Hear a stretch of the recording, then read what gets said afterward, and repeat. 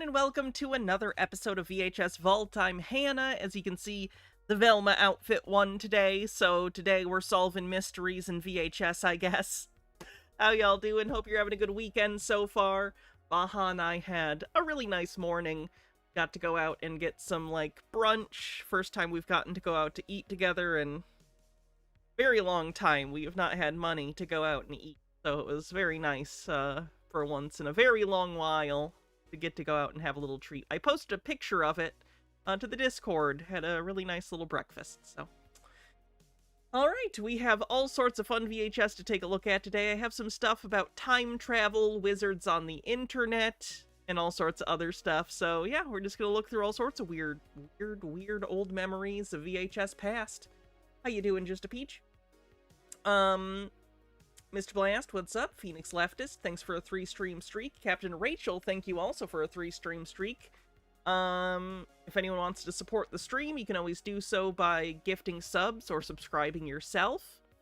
Don't forget, tomorrow is our special 6-hour 420 tinfoil stream, where we'll be doing tinfoil starting at noon Eastern for 6 hours, and every time we do it, like a bingo space, I have to take a hit of like a vape, because 420. So if you want to watch that, here tomorrow. Cool beans. Alright, so yeah, let's jump into it, shall we? Look, it's the screener for Carrot Top's thing. What's his movie? Chairman of the Board. I have the VHS behind me. From the producers of Son-in-Law, Jury Duty, and Pump Up the Volume comes the latest comedy to ride a wave of success into video stores. Chairman of the Board, featuring Carrot Top, America's funniest comedian and college entertainer of the year. I'm not gonna lie, I don't hate Carrot Top. I would go see a Carrot Top show, but calling him America's funniest comedian is just offensive. In his feature film debut, this 1998 theatrical release has nationwide exposure and $4 million in P&A. Holy! I love the screener ads. If you don't know what a screener ad was, basically back in the day when video rental stores were still a huge part of the movie market, they would send screener copies of films to owners of VHS video stores. And they would basically have ads on them that aren't tailored towards a normal movie viewing audience, but towards a business, and going, hey, your audience is gonna rent this shit. So it's just weird seeing the ads tailored towards people trying to sell the movie as opposed to us who just want to watch it. Jeepers! Along with top comedic sensation Carrot Top, Chairman of the Board has a great supporting cast featuring Courtney Thorne-Smith, M. Emmett Walsh, and Seinfeld's Estelle Parsons. Doing my job. And Chairman of the Board also contains a bonus music video by the hot new band Sprung Monkey. And if you buy the 4-pack of Chairman of the Board, you'll get an extra video free. Plus, you'll receive... See, because you gotta buy them in multiple, because you're a video store or whatever if you're watching this. a weird and wacky, wild and wonderful wind-up clock with a suggested retail... How many of these Carrot Top clocks do you think are still in existence? Are any of these out there? Can I find... Hold on. Carrot Top alarm clock? There's no way. Oh, look at that! Hey, look at that. Okay.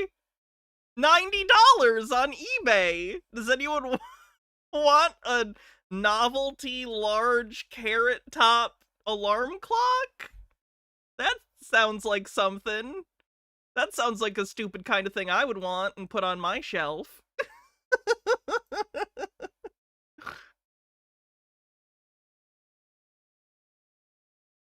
price of $24.99, absolutely free. The surefire winner. It's the pet rock for the 90s. Get ready for the craziest ride of your life when Carrot Top brings you his latest invention.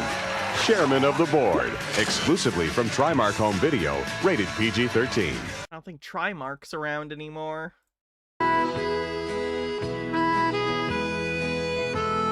This is Waltzing Through Ireland with Johnny Fingers.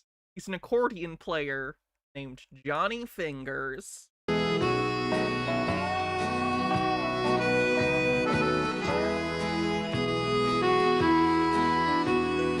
say the MSRP of the clock was $44 in the 90s? They did say that.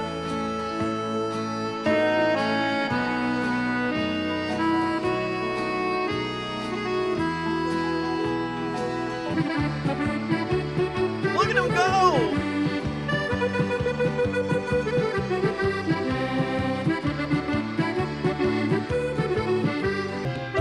Got folded into Lionsgate. Does someone else own Lionsgate now, or are they still their own thing? Danny Boy to Great, thanks for a 3-stream streak, says, yippee!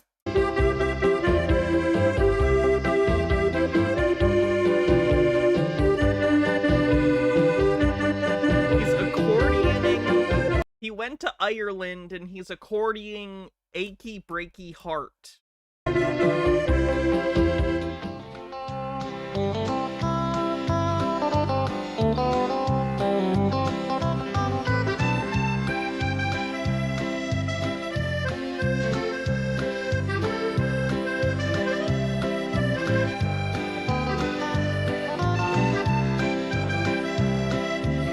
I would like to thank everyone who made this video possible. Hope to see y'all soon. Llama's fair boys, were you ever there? Were you ever at the fair in Ballycastle? Oh, did you? Wait, was this a company that specialized in producing Ireland-based VHS tapes? Mom is ever gonna tie me down. When one gets loose, I just pack up and say, but I'll be walking on new grass. We never part. So Are all of their VHS tapes just people awkwardly singing in one place? Like, it's like they vaguely have heard of the concept of a music video, but they're not quite sure what it entails. Well,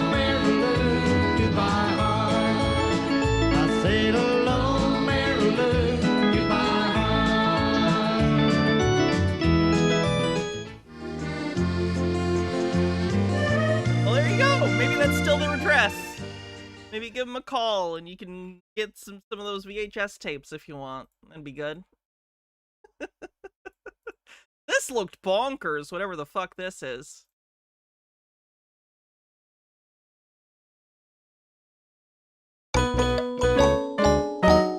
When you're little, everything is so new.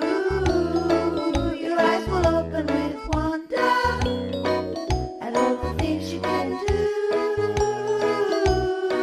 Just look and listen and ask what you want to know. Minnie Monkey is here to teach you and help you as you grow. Okay. Oh no!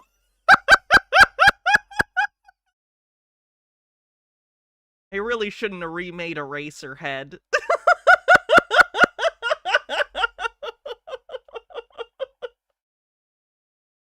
Alright. Everyone at the hospital said what a beautiful baby Minnie was. She weighed 19.5 kilos at birth and was perfectly formed. Every little finger and toe accounted for. She was just a normal little baby, doing all normal baby things. Did we accidentally download someone's ABDL content to YouTube? Until one day, well, it seemed she'd found a radio and some headphones lying around. And she was, I know it sounds stupid, but she seemed to be singing along with the radio. This way. It became very apparent that even though she was too young to talk to anyone, she What the fuck is this? Will Kale with the 45 stream streak says, thanks Anna for giving me nightmare fuel. I hate this already. Hooray!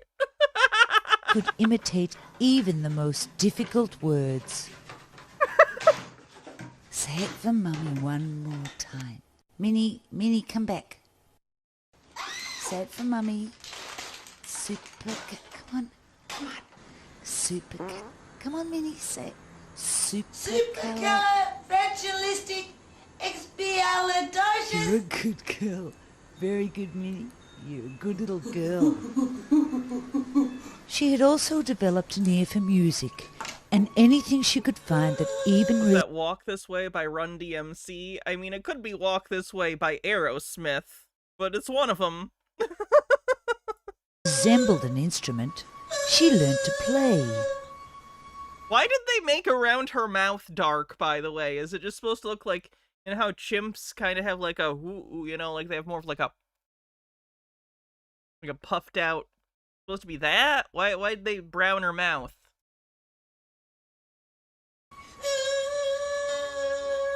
Do, re, mi,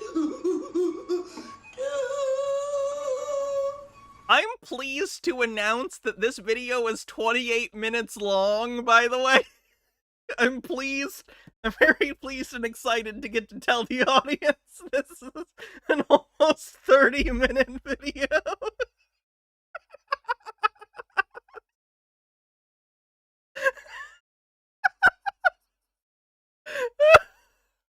By the time her first birthday came along, Minnie could piece together a whole song.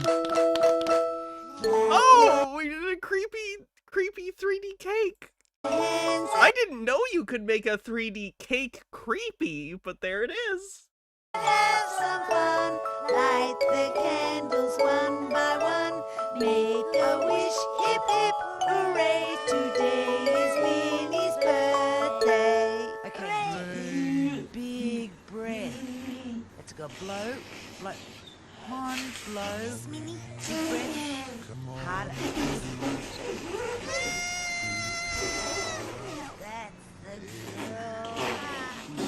She became a smash hit at dinner parties. All the guests would gather round her just as Minnie's party tricks. The centipede was happy, quite, until the toad, for fun, said, "Hey, which leg comes after which?" Which wrought his mind to such a pitch, he lay distracted in a ditch, considering how to run. Finally, we decided that our little girl was a born entertainer. So we put together an audition piece. Introducing to you Minnie Monkey with octopuses. I fought tigers, and I fought bears, and I fought wild men and wolves in their lairs, and I fought snakes and hippopotamuses, but the perilous varmints of them bloomin' octopuses. I catch them in grottos, I catch I'm so confounded by why. You know? I'm confused as to the why. them in caves. I used for to strangle them under the waves, tentacles waving, teeth white and gnashing, uttering and bellowing and wallowing and splashing. I paint me forehead with phosphorus light, and I dive into the ocean, and I seek 'em out at night. And when they used to see the light a-shining on me forehead, they used to fit to rush at me, screaming something horrid. And when I used to see them coming from their throats, I catch the critters by their legs and tie 'em up in knots.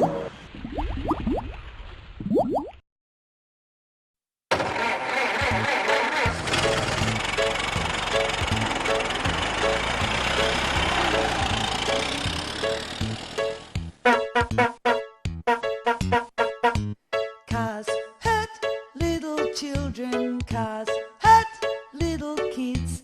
And if there's not a kid in sight, they aim for something else that might just squash. Just watch. Now if you were an orange, there'd be nothing left to eat. Just remember this story when you're walking down the street. Cars hurt little children, cars hurt little kids. And if there's not a kid in sight, they aim for something else that might just squash. Just watch. Now if you were a googie egg, there'd be nothing left to beat. Just remember this story when you're walking down the street. 'Cause hurt little I just, what am I supposed to say about it? I think we passed the point of it even being funny, and I'm just confounded. children. Like, it feels like it's maybe supposed to be a satire of a kid's show? Question mark?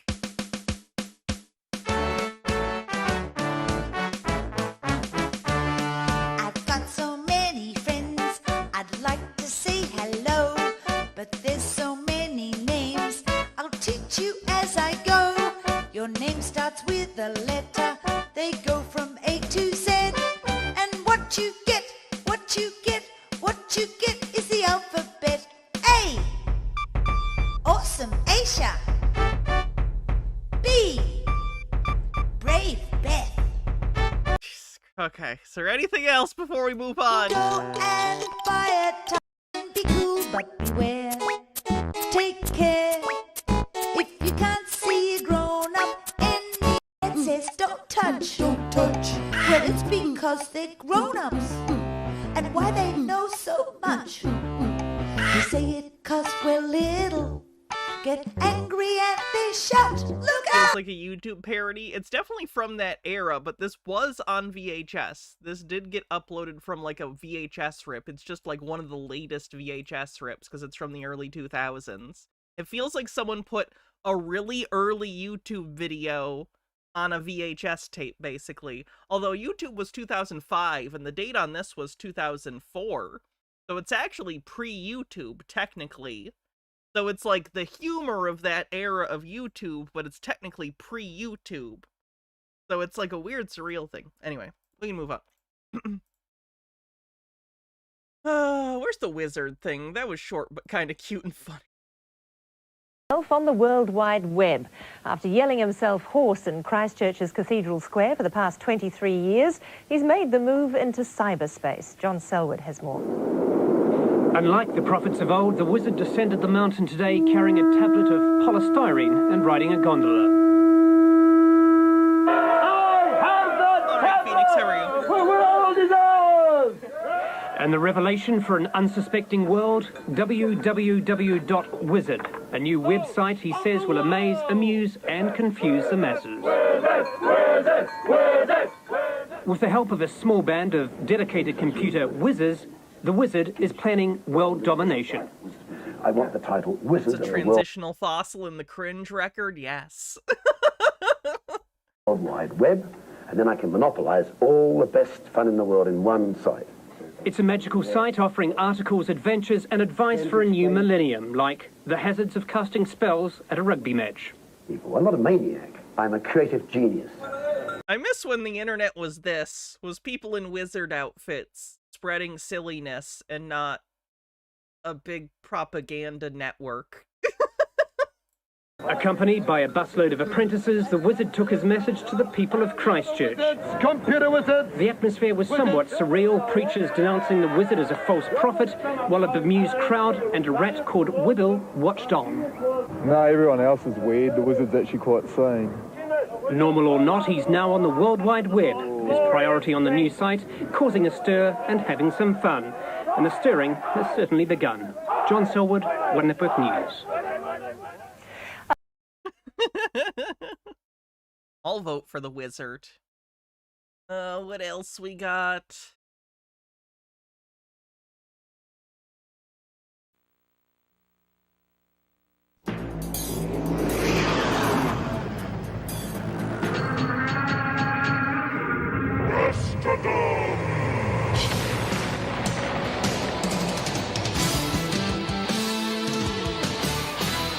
I think we watched part of this at least, didn't we?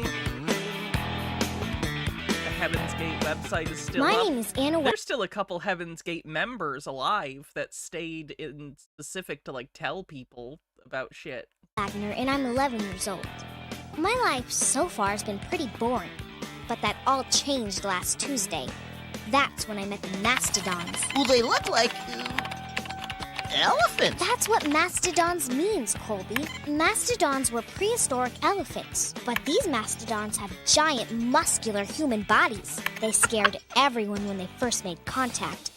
But I don't... Is it parody? Let me look. I don't know. Let me look at what this says.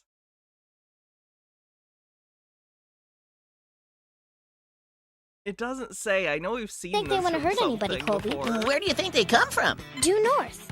They must have survived the Ice Age in a hidden sanctuary near the North Pole. Look at this. Protected by mountains on all sides, this mysterious island is where the mastodons have been concealed for 10,000 years. They have a sophisticated... This feels like a proof of concept pilot, basically. I've seen these before. It's not even a full episode, but it's basically a pitch pilot that you would send that gives, you know, it's like 10 or so minutes, and it just gives like an overall idea of what the series would be, and you would like pitch it to networks. And very peaceful society. The mastodons believe in perfect harmony through mutual respect.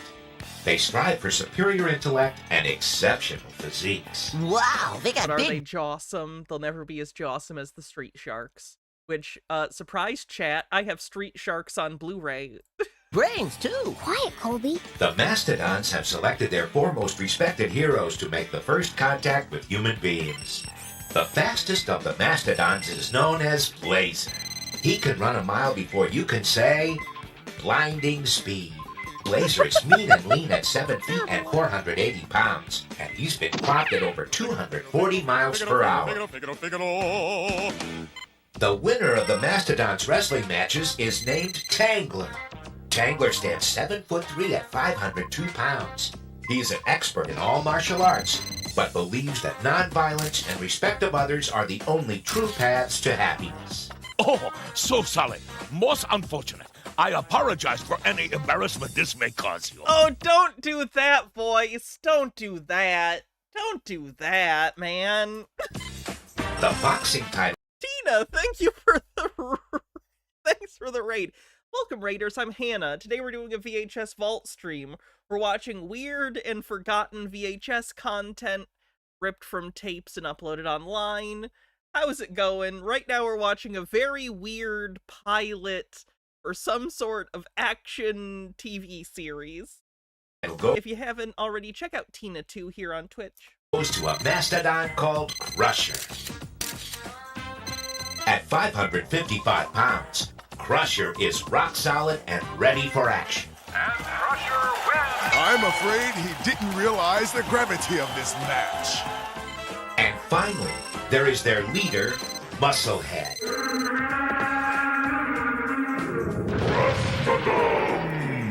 Musclehead is the perfect specimen.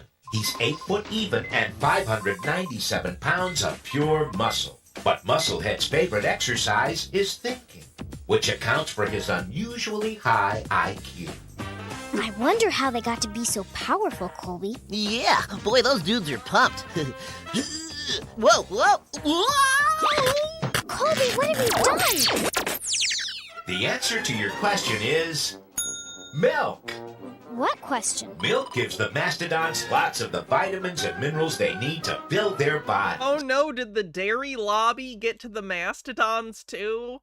When you watch stuff from the 80s and 90s, the dairy lobby was aggressive. The key nutrient they were gonna get lactose in your body, whether you wanted it or not. Is calcium, which the body needs to grow big and strong.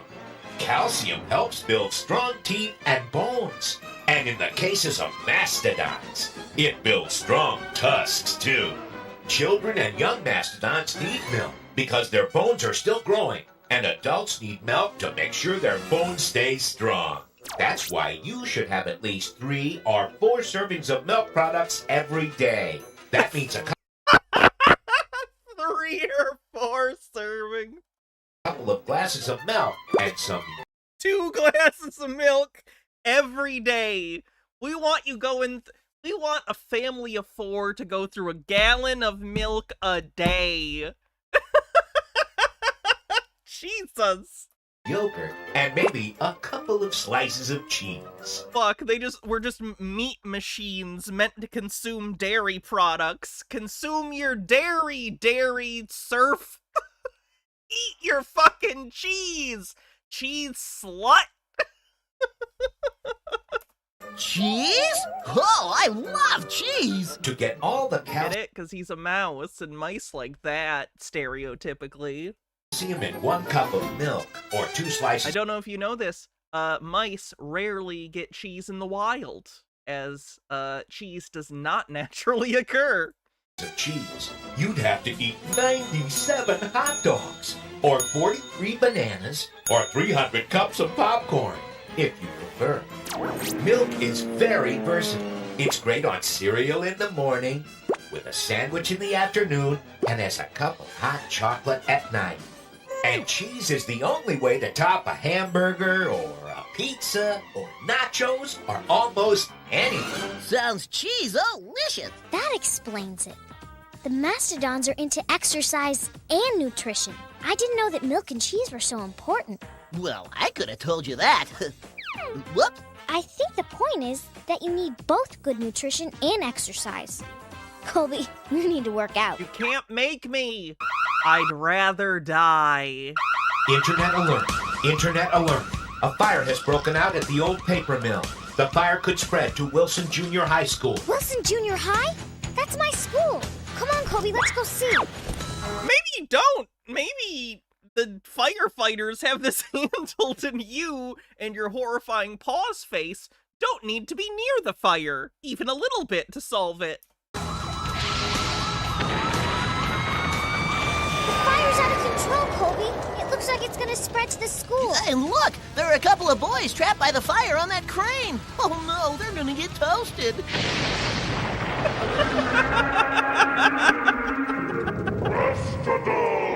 Even with the little registered trademark thing at the bottom. Beautiful. No notes. Crusher, to the water tower! Blazer, get to those chemical drums before they explode! Tangler, we need more water pressure. I'll try to save those kids. Wait, where did that rope come from and what was it tied to? I'll try to save those kids. Yeah, this is like the physics of a Spider-Man game that doesn't really consider where the web sticks to. It just kind of infinitely goes off into the sky, like the 90s Spider-Man games. What tall building is right next to this?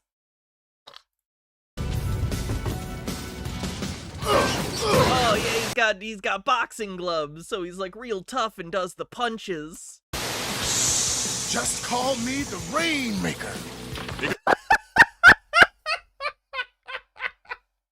Come on, man. You want to see a porn parody of this? Are you just a furry? You might just be a furry. Fine. Oh, if I don't hurry, I'm gonna get baked like a lasagna. Oh, God, are they all stereotypes? Why are they all stereotypes? Oh, if I don't hurry, I'm gonna get baked like a lasagna. Like a lasagna, I'm the Italian one. Do you get it? I like the meatballs, and I do not like the Mussolini.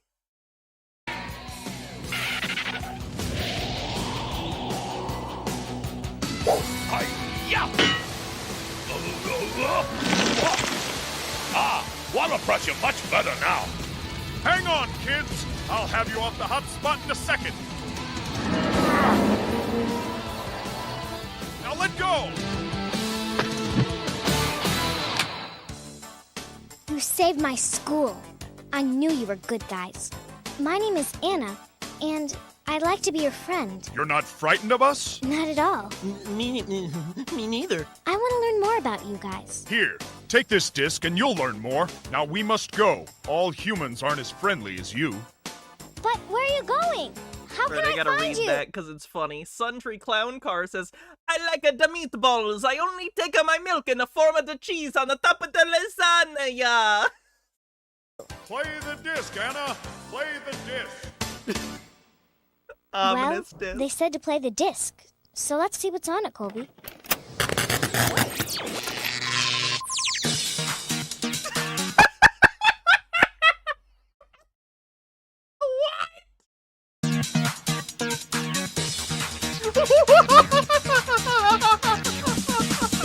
Fucking what? To be a mastodon, you have to be strong. Live.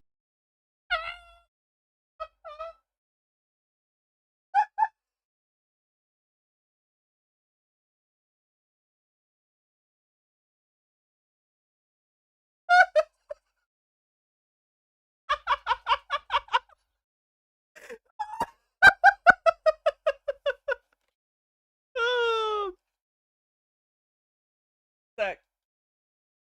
Gotta get the strobe lights going for this. Faster. Faster. That read on camera. Not enough. There we go. We got this. Alright, so they met a child and immediately sent her footage of them doing intense exercise. That's probably a red flag, but anyway.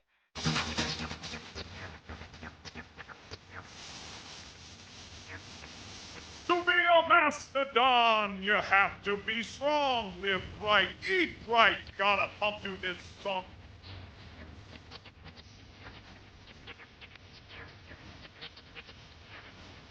To be a mastodon, get down, work out, get smart, get mighty. That's what it's about.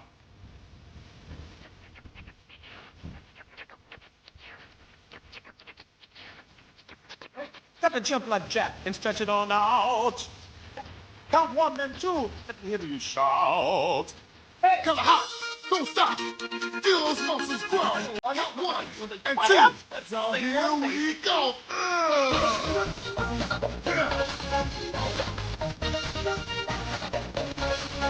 Now move your tusk. You got to swing your snout. Come on, flex those pecs. You got to work it on out. Count 1 and 2 and 3 and 4. 1 and 2 and 3 and 4. Got to shake it up like a big milkshake.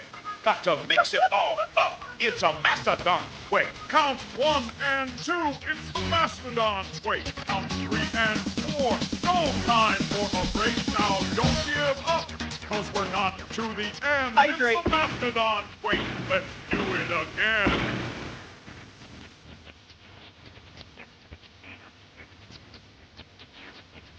To be a mastodon, you have to be strong. Live right, eat right. Gotta pump to this song.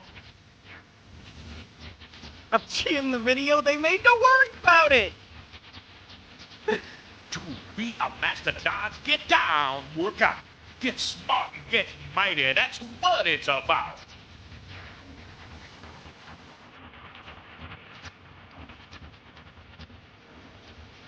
Never jump like Jack and stretch it on out. Count 1 and 2, let me hear you shout. Hey, come on, hop, don't stop. Feel those muscles grow. Count 1 and 2. Now here we go. Yeah. Yeah. Now move your tusk. You got to swing your snout. Come on, flex those pecs. You got to work it on out. Count 1 and 2 and 3 and 4. 1 and 2 and 3 and 4. Got to shake it up like a big milkshake.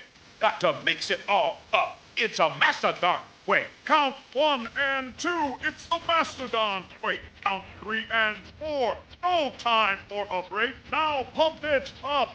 Do it with a friend. It's the mastodon way. Let's do it again.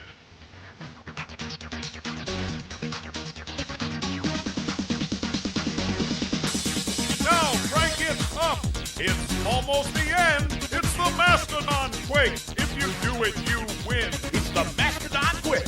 If you do it, you win. It's the mastodon quick. If you do it, you win. It's the mastodon quick. If you do it, you win.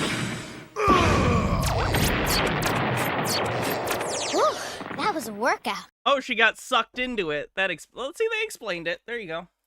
Yeah, I am pumped. I am toned, and I am hungry. Do we have any snacks? Sure, but we have to be careful Yeah, let's negate all that exercise by eating an excess of calories. what we eat.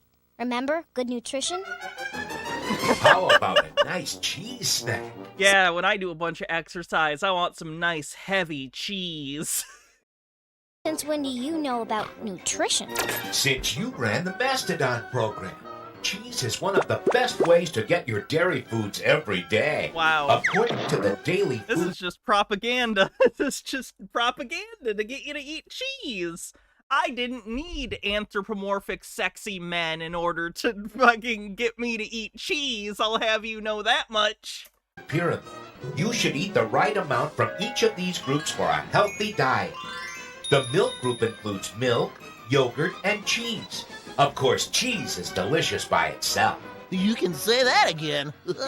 Certainly. Cheese is delicious by itself, or makes lots of other foods more tasty.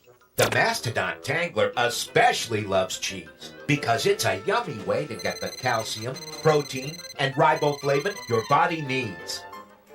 It's concentrated. It takes 10 pounds of milk to make just 1 pound of cheese. Amazing. Yeah, amazing, delicious. Colby, where did you get that cheese? Oh, I got it at the Mastodon's gym, Anna. I guess I must have borrowed it from Tangler. Colby. Look, we're getting email. There is a message for you, Anna. Anna, on behalf of the Mastodons, I want to thank you for your offer of friendship. Our credo is to be true to our principles, to live in strength and harmony, and to respect our fellow creatures. We are here to watch, listen, and learn. Thanks to all of you. I promise that Colby and I will help you in any way that we can. I know we can learn a lot from you, too. Thanks, Anna. Oh, Tangler wants to talk to Colby. Something about his cheese missing from the gym? Uh-oh, I'm a dead mouse. It's all over. All for one delicious morsel of cheese. He's gonna destroy me. Always Swiss cheese in cartoons. You ever notice that? Unless I start working out. Yeah, that's it. I just gotta get in shape. Ha! Tangler can't scare me. Ooh. And then someone did a Rule 34 comic of the mouse going to the gym and all the Mastodons ran a train on him. You better watch his step. Anyway, aren't elephants supposed to be afraid of mice? I'll show him. 1, 2, 3, 2, 1. I'm gonna be one toned up rodent. 1, 2.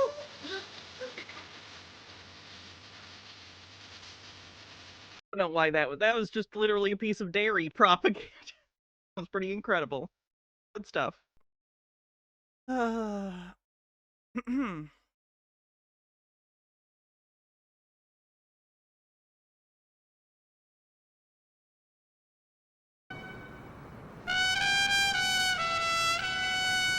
Hydrate. Will do.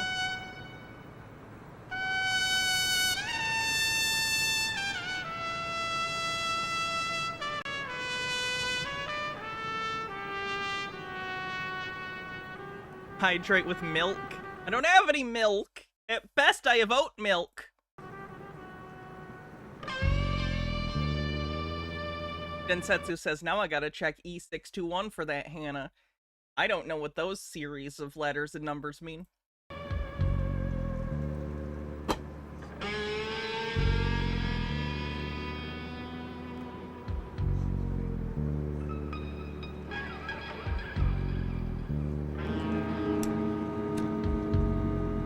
Now, hydrating with cheese, I could get behind that. It would just be piping hot. Thank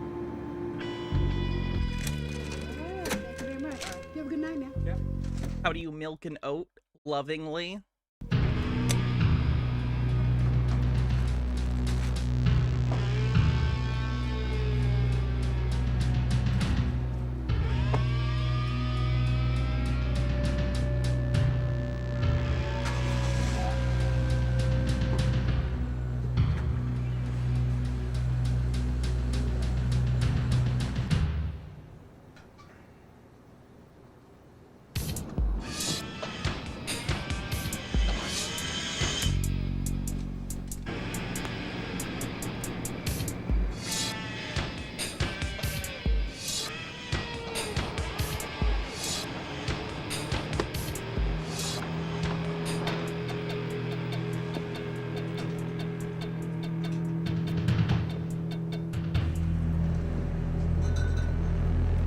Wow, the $5 wine. You really sprung for it, too.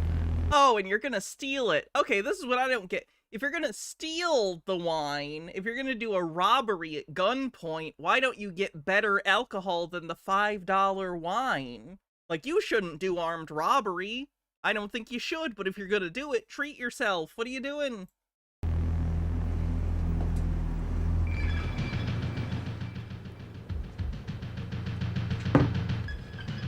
What is this, man? You sticking me up? You got it. Just open the till. Nobody gets hurt. No way, man. I work for this money 10, 12 hours a day. You got no right coming in. Shut up! Shut up and open the drawer. I said no, man. This is my money. Stop it! Stop being crazy! Man, no! I said no! You get nothing. I'll use this! Not a cent! I'll use this! I'll use this! Jim, run! Call cops! Jim! No, Jim! Not Jim! Jim, no! Guy whose name I don't know, no!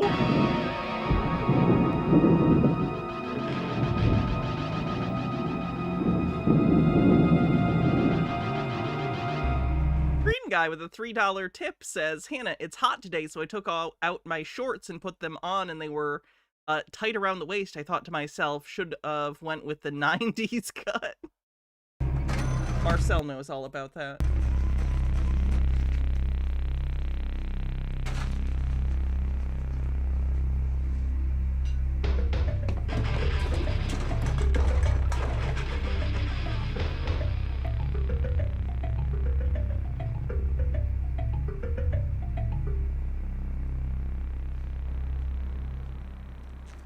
Hello, I'm Detective Merle Carner of the Robbery Prevention Unit of the Seattle Police Department. Oh, you did a shitty job here, Earl. Where were you? You were just off screen while all that happened? You're supposed to prevent it. What you have just seen is a worst-case scenario of a late-night retail robbery, and what you have seen did not have to happen.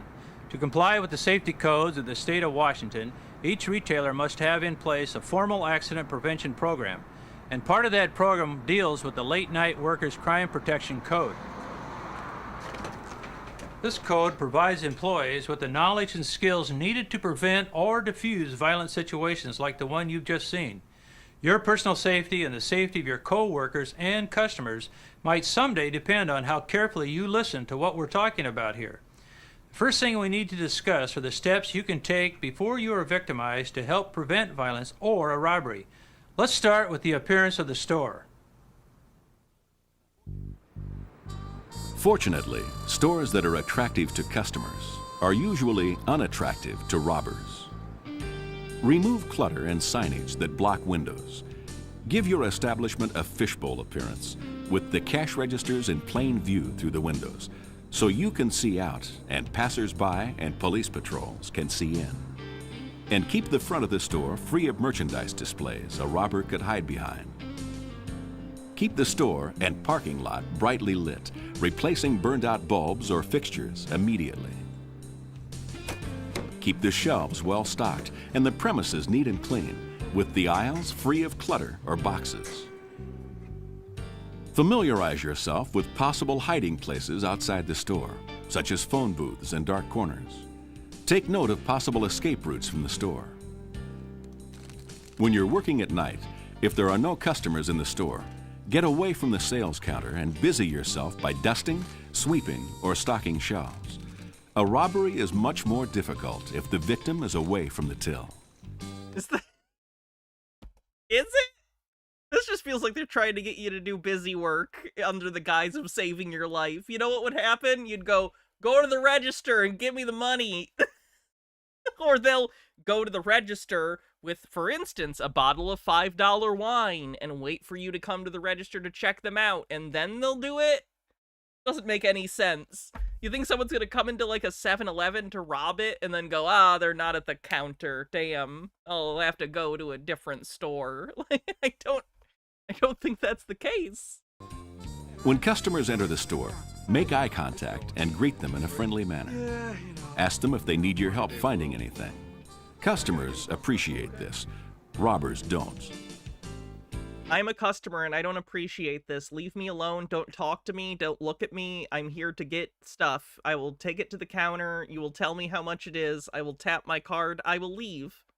I don't need to look at... I'm certainly not going to make eye contact with you The fewer words, the better. If there's no human being there, if I could just scan it myself, even fucking better. Keep an eye on the parking lot in front of the store through those unobstructed What if you can't find the cheese? I have never had a problem in my life finding cheese. I can smell it. windows. Look for anyone who may be watching the store or loitering nearby.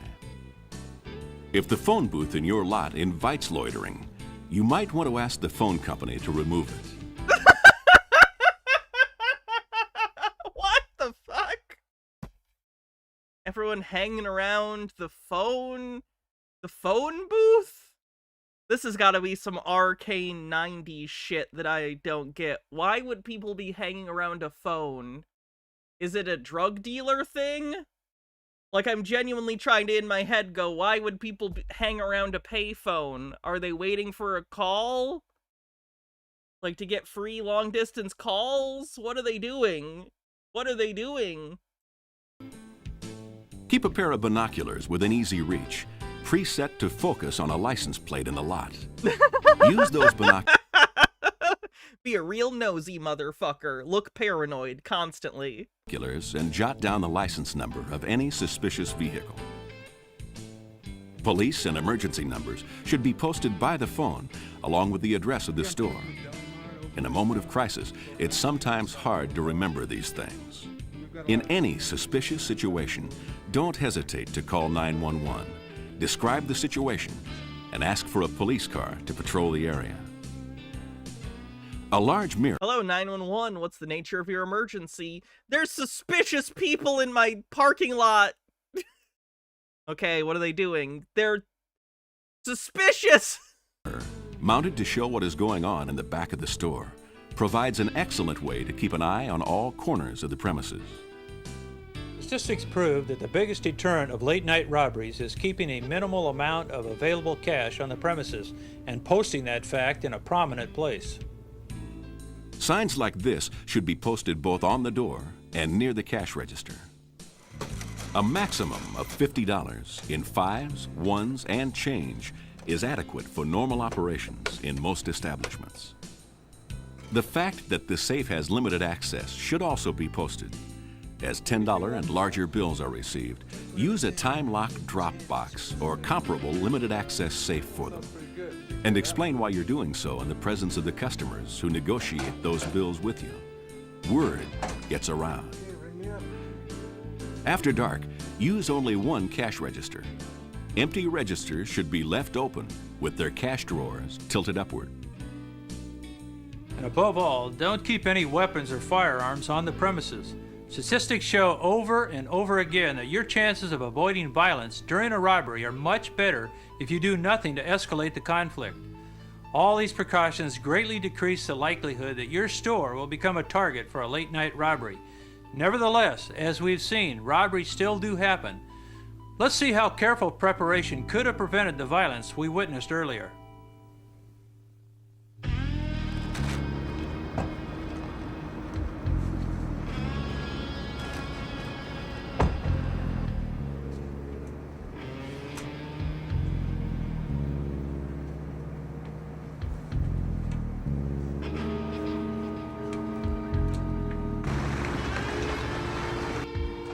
Hey, what's going? Wait a minute, you're telling me the greeting isn't gonna make him not rob the place? Are they actually gonna have him not rob the place because he greeted him? That would be pretty funny.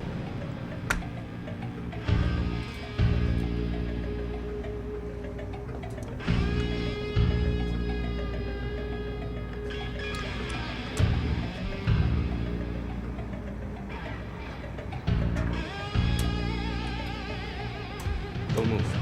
All I want's some money in the till, man. Hand it over and nobody gets hurt. You got that? The first thing to remember is that the robber is probably even more scared and nervous than you are. For whatever... Let's call it even. I don't know, if I have a loaded gun in my face, there's like a good chance I'm gonna pee my pants. I'm not even kidding. I'm a coward, so... I don't know, man. I don't know if they're as scared as I would be, but whatever. reason, He is a desperate Either way, I'm gonna give him the money. I don't give a shit, but... person. In about half the cases, he has a drug habit, and he needs those drugs. He doesn't want any trouble, and he doesn't really want to hurt anybody. He just wants the money, and then he wants to get away. Cooperate fully with him. Your life is worth a whole lot more than that $50 in the till. I understand. I need to get behind the counter to the cash register. I'll walk very slowly, okay? No funny stuff. Don't make any sudden or unexpected moves. Don't argue, fight, or provide any resistance. In fact, you should try to treat the robbery as you would any other customer transaction. No, that's like good advice. I understand it. I understand why they're giving it. It just comes off as a little funny. But yeah, totally. Courteously and professionally, getting this customer out of the store with what he came for as quickly. Should I offer them our rewards card before he leaves? And smoothly as possible. Come on, move! Move it! Would you like the money in a paper or plastic bag? Use positive words of agreement and reassuring body language. Move slowly. You're so good at this, Mr. Robber. You sure know how to scare me into submission. And explain every move you're going Has to make. anyone ever told you you're a natural at this? Wow. And why. Okay. You're very intimidating.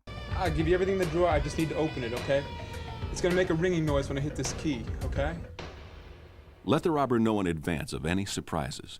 If there's anyone else on the premises, warn the robber of the possibility that someone might appear. Okay. But no alarms and no funny stuff. Right. There's a guy in the back room doing inventory. If he Led to comes more out, than one robber being caught rewards program? Seriously? I'll handle it and make sure he cooperates, okay? Okay, stop stalling. The cash, move it! Right. I'm just gonna press this button and then I'm gonna move way back. The money is inside. Yeah, go for it! At this point, give the robber plenty of free space to operate. No unexpected moves or resistance, no arguments or heroics. Again, be courteous and treat this customer and this transaction in the same manner you would treat any other. Don't try to stop or pursue the robber. Stay put. Don't follow me and don't touch a phone for 5 minutes, you understand? George, is everything okay out there? I'll handle it. Jim, it's like Final Destination. I saw it. It's like we're in an educational film. I saw you die, Jim. Don't do anything. He's gonna kill you, Jim. Stay calm. Jim, I love you, Jim. Calm and stay back. Never got to tell you, Jim. Don't let him shoot you. Everything is under control here. Nobody's gonna get hurt. Just stand still and do exactly as he tells you to. Everything's handled. No calls. Nobody's gonna follow you. James, how's it going?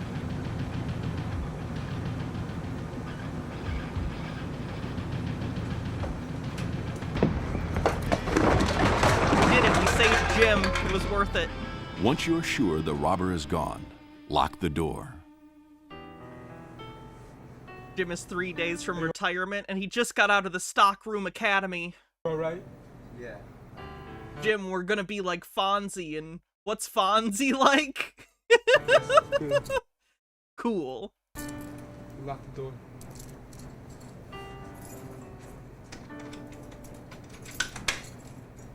Be careful not to touch any evidence that might carry fingerprints, and call the police.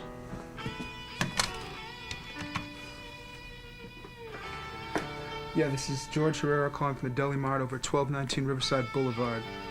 We just got robbed at gunpoint.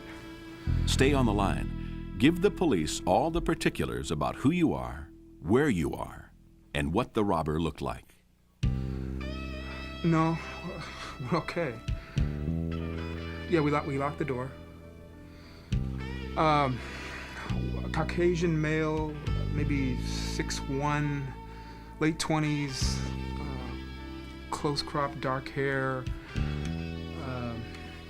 Levi's, t-shirt, dark t-shirt, black leather jacket, on foot, heading north. Some kind of handgun. I'd be bad in a situation like this. I can't picture things, so I don't remember what people look like, and I don't know directions, so I wouldn't be able to say, oh, he went north. I don't know what direction north is from where I am right now. I live here, and I don't know what direction north is. Okay. Okay, we'll be waiting for you. Right.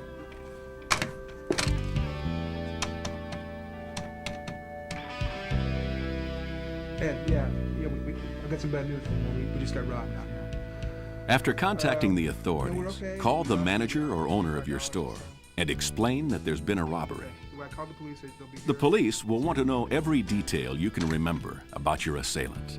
Clothing, accents, hair and eye color, age, height, weight, distinguishing marks or characteristics. I'm facing west. Good to know. What kind of weapon did he Well, how do we even know that? What if that's just a lie Big Compass tells us? have? In which direction did he leave? By car? On foot? While you're waiting for help, write down everything you can remember about the robbery. Which way does the sun set? I'm inside. Do you think I go outside? Do I look like I go outside?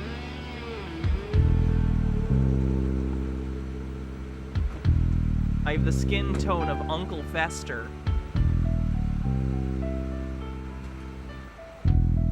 If you've handled the situation according to these proven guidelines, your chances of avoiding violence and surviving an armed robbery are excellent. To make certain you're clear about the important details, let's briefly review what we've learned. First, make your store unattractive to robbers. Give your store a fishbowl appearance by removing clutter and signage that could block the windows. Keep the store and Okay, the park you're just post repeating emergency yourself, list we get in it. safe or drop box Oh, Playboy for magazine. bills larger than $5. Chances of getting hurt or killed. Move slowly. Explain each move to the assailant before you make it. Stay where you are to anyone until the police arrive. Following these common sense rules for late night retail violence prevention can spell the difference between an unpleasant incident and a tragedy. Play it safe, play it calm, play it smart. We're concerned about your safety. Ryan Cooper says our puppy event went well. We got one dog adopted and raised about $300. Nice. I'm glad. What you have seen here covers the basics you need to know to prevent and deal with late-night retail robberies. If you haven't already done so, you should immediately incorporate these concepts into your store's formal safety and health program. If you need help, the Washington State Department of Labor and Industry stands ready to assist you. Your local police department is also available with additional information and advice. If you need help from any of us, don't hesitate to ask. Making your job easier and safer is the reason we're here.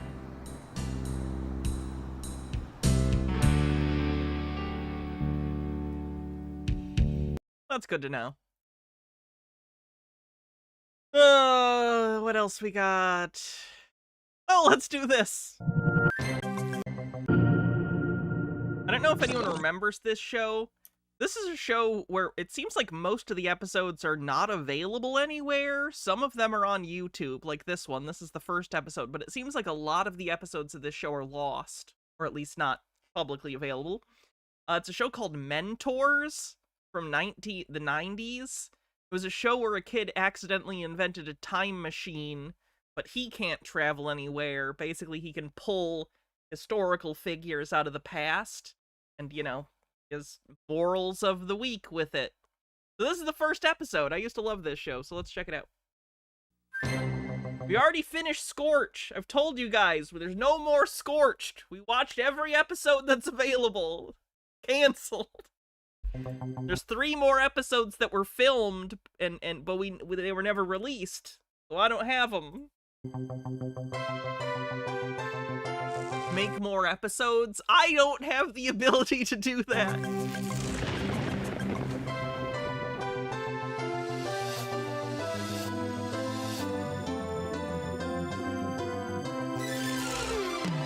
Just start over with episode 1. Yep, this is officially a Scorched fan channel from now on. We're just gonna in perpetuity for the rest of my life watch those 3 episodes of Scorched over and over and over.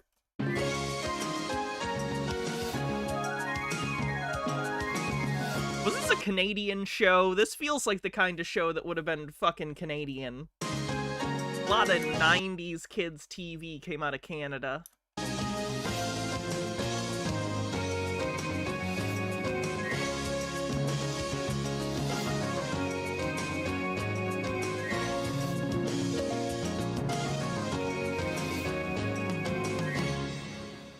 Tip goal for new episodes. Yeah, we're gonna need $100,000 to produce a new episode of Scorched.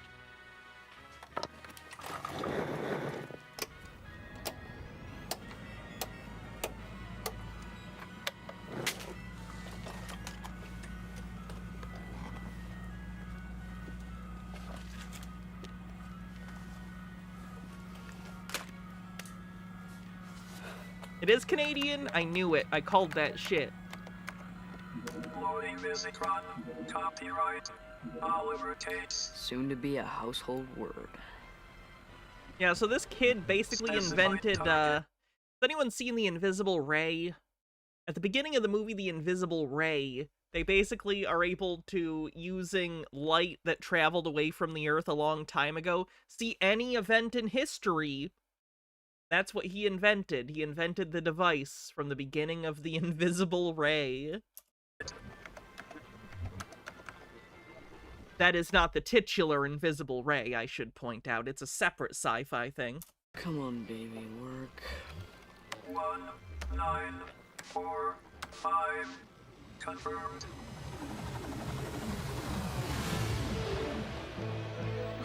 Like how he typed in 1945 and it's like, here's FDR. We did it.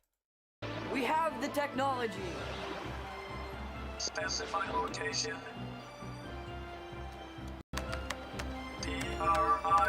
PRIMCETON. Location confirmed. Did we watch the Great Scott Pilot with baby Tobey Maguire? Nope, it's right here though. I have it pulled up for today. So after the Mentors episode, I think we'll watch that. Thanks for the reminder. I did pull it up, though. I did remember. Wow. I watched a little bit of it. It looks fucking wild.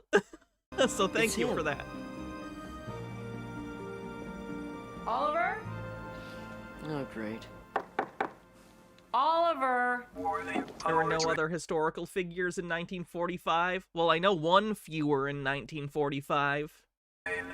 That's a Hitler suicide joke. Image unstable. Hey, Professor, do you hear me? What? I'm going to pick up the Christmas tree. Would you like to come? No, thanks. Oh, come on. It's tradition. Can't you handle it? Oliver, you've been cooped up in that basement all winter. Warning, image unstable. Oliver! They only have so much public domain footage. That actually wasn't even actually footage of Einstein. It's bad footage of the guy they get to play Einstein in this, who is not good at playing Einstein. But I'm working on an important project. I think if I remember correctly, they also did an episode of this that was like a Halloween episode where he accidentally sucked in Vlad the Impaler from history, and the whole episode, it was like a joke about, is he actually a vampire? And at the end, he was a vampire. Take a break. What could be so important? Which is kind of funny, because this is like a show on the Discovery Kids channel. This was supposed to be at least vaguely educational, and I don't think it's educational to tell kids Vlad the Impaler was a literal vampire. But whatever. You wouldn't understand. It's, technical. In fairness, as a kid, I understood it was a joke, but I don't know. Got to get a life, honey. You got no friends. You don't play any sports. Could we discuss this later? I'm a little bit busy right now. Okay. Sure. Whatever you want.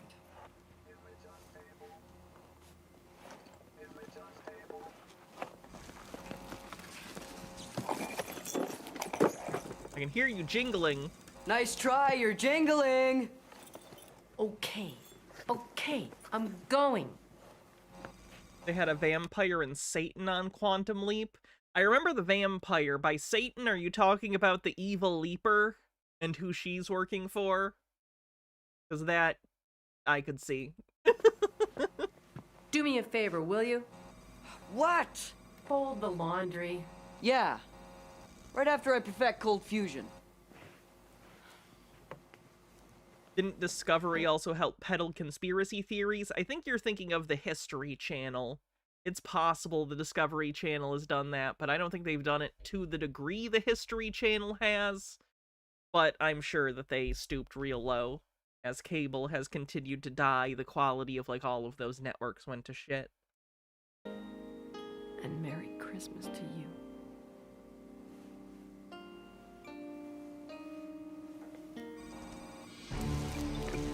No!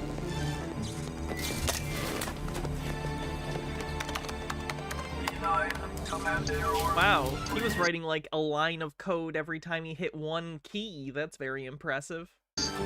Read error. Confirmed. Warning fatal error.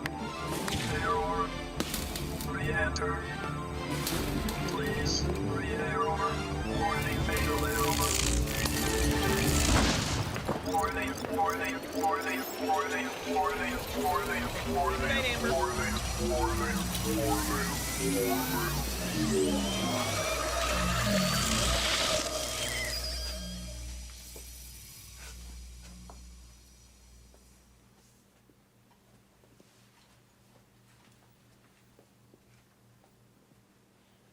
Haben Sie Schmerzen?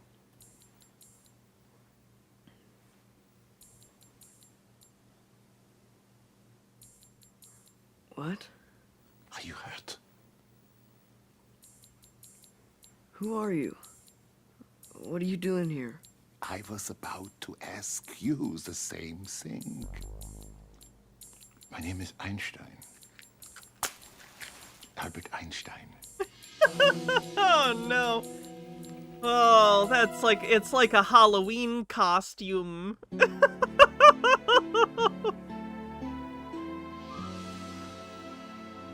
Look at that. Oh, that's certainly a facsimile of Einstein, I guess.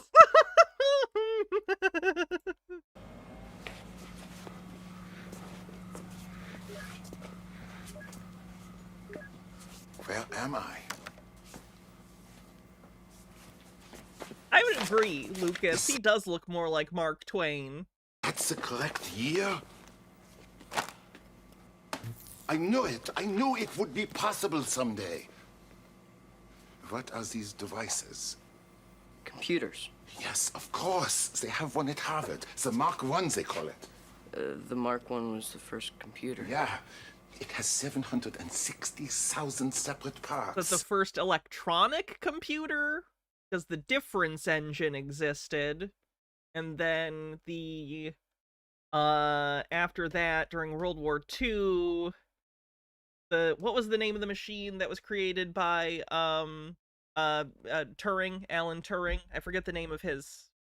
The Enigma machine. 500 miles of wires. Where are the tubes? Yeah, right. This is somebody's sick idea of a practical joke, isn't it? I certainly hope not. Well, then you're a celebrity lookalike or something. Sorry, you're right. It broke the Enigma code. What was the name of the fucking computer? There was... A celebrity what? All right. How much did those pea-brains at school pay? Colossus was the name of the computer? To humiliate me. My friend, if your schoolmates are so simple, how could they plan such an elaborate prank? Oh, give it a rest. You aren't Albert Einstein. Let me see that phony wig. I assure you that my hair is genuine. See? They can't actually do it because it is a bad wig. See? Gently tugs without actually putting any tension on the actual wig. So it's real. Big deal. You're just some jerk actor. There's no need to be rude. Save it. Do you speak this way to your mother and father too? Wow, Einstein's very chill considering he was just teleported like 70 years into the future. My father doesn't live here anymore. I see.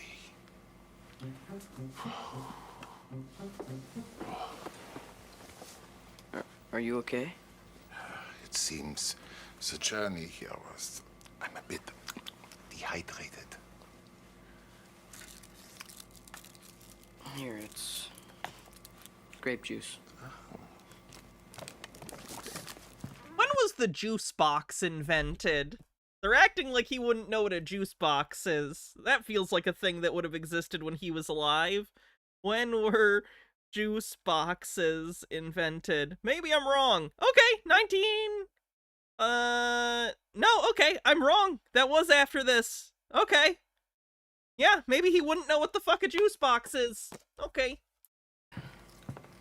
What happened to glasses? Shh. Oliver? Just a second. Is everything okay down there? We had a power failure. Oh, yeah, I've got a power bar. None of my equipment was damaged. Oh, yeah, I was Someone's really smoking worried about tobacco you. down there?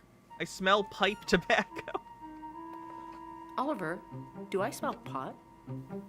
Oh, they actually did make a... Wait, is she confusing tobacco with pot? Or are they implying that Einstein is smoking marijuana? I'm allergic to smoke, remember? Well, what's that? Hannah doesn't cite the year. I saw conflicting ones from different quick links, but it was all after this period of Einstein's life, so... Smell then. I don't know. Maybe we blew a fuse. We have breakers, Oliver. Oh, that's probably your new boyfriend, what's his name? Roger. Roger. Better go get it. This isn't over. Okay, it's time to split. I take it you don't mean atoms. You're right. It's so funny, because the atomic bomb just happened. Now take a hike. From his perspective. Wait. Why don't you choose a complex problem for me to solve? What for? Because if I am who I say I am, then my scientific achievements will pale in relation to what you've just done. I could use a good laugh. But if I succeed, you must show me how I got here. You never quit, do you? If anyone's curious, by the way, they do establish that once the historical figure goes back to their own time period, they don't remember the trip to the future at all. So they can't fuck up the timeline by telling them things. Here. This one took me an hour to solve. Just solve math problems for fun. Here. What is this? Oh yeah, he's like, I don't need an adding machine.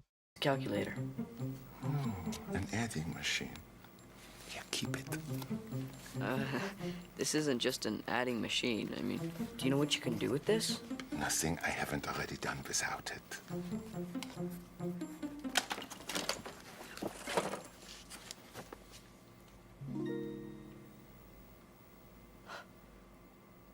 You are him. Relax, my boy. I'm flesh and blood just like you. Now, show me what you did.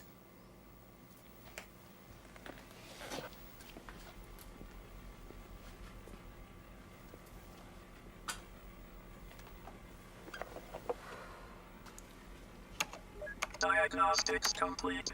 Functions normal. Does it blink, too? No.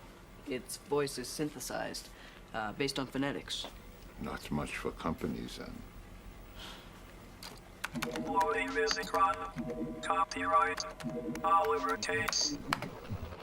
I created this program to test part of the, your theory of relativity. You know how everything we see relative to our vantage point? That one took me an hour to solve. Specified target. 1945. Location confirmed. Are we looking back in time now? Yes. Astounding. Well, You said that theoretically? Was that a clip from the Nuremberg trial? Yeah, okay. You said that theoretically, all time is happening at once. So, if we merely shift where we see it from? Merely? Well, we should be able to view other places in time. It is Elliot Gould, yeah. It's all about perspective. Well, computers can already view geometrical coordinates from various angles. So I figured... What the fuck does that mean? Well, why not time coordinates? You are a very bright young lad. Thanks, man. You're not so bad yourself. So how did you get me here? I, added a variable. A variable? Yeah, I crossed some wires, got zapped, and then you showed up. You mean you don't know how to repeat the experiment? How will I return? I'm working on it. I mean, hey, look at the upside. At least you know your theory's correct. Hey, what are you doing? What I always do when faced with a tough problem. Well, what's that? Sleep on it. By the way, we're about halfway through this episode, so that's cool. But I also found in research for this episode, when I was looking for this show, because I've been thinking about it recently, nostalgia, apparently a Christian company ripped off this show and ended up doing a Christian version of this show, where instead of historical figures getting brought back to the present, it's biblical figures. So I did save these as well, so we can watch, basically this fucking kid bring biblical characters to the present and have weird Christian adventures. So that'll be fun. What? You can't sack out right now. I mean, you heard my mom. She's coming back any minute. The first episode has, him summoning Goliath of David and Goliath fame. Sleep on it. Some genius. Okay, Oliver. I'm back. Open up. Uh-oh.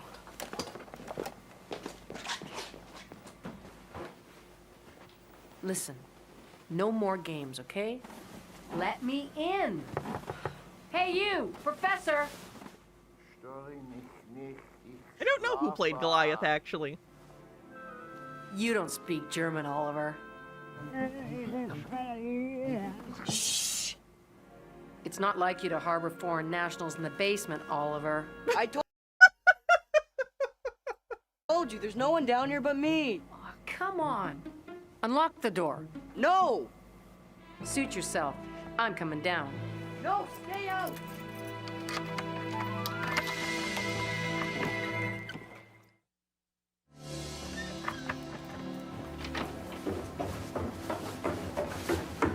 Okay, I'm just hiding an elderly German physicist under my covers. So, does this mean that I get to barge into your room the next time I hear you in there with Roger? Only if you want to lose an arm.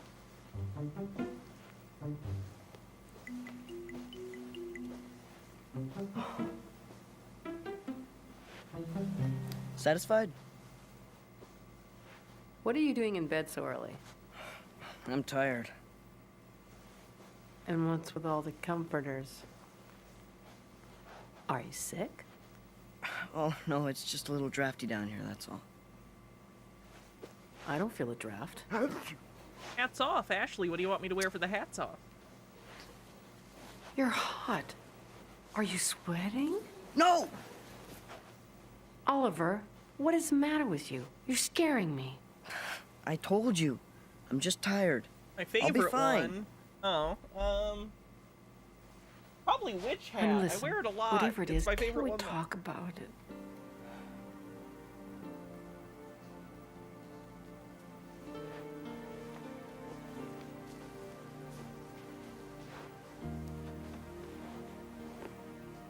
Mom thinks her kid You is look like smoking your the dad. pot. If I was his mom, oops, I accidentally pinned comment. Here we go, unpinned. If I was his mom, I'd be like, if you're gonna smoke pot, at least get some friends to do it with, loser. Ask him to come over and see you. Or maybe in a nicer way, I would encourage the kid to be social. One of the two.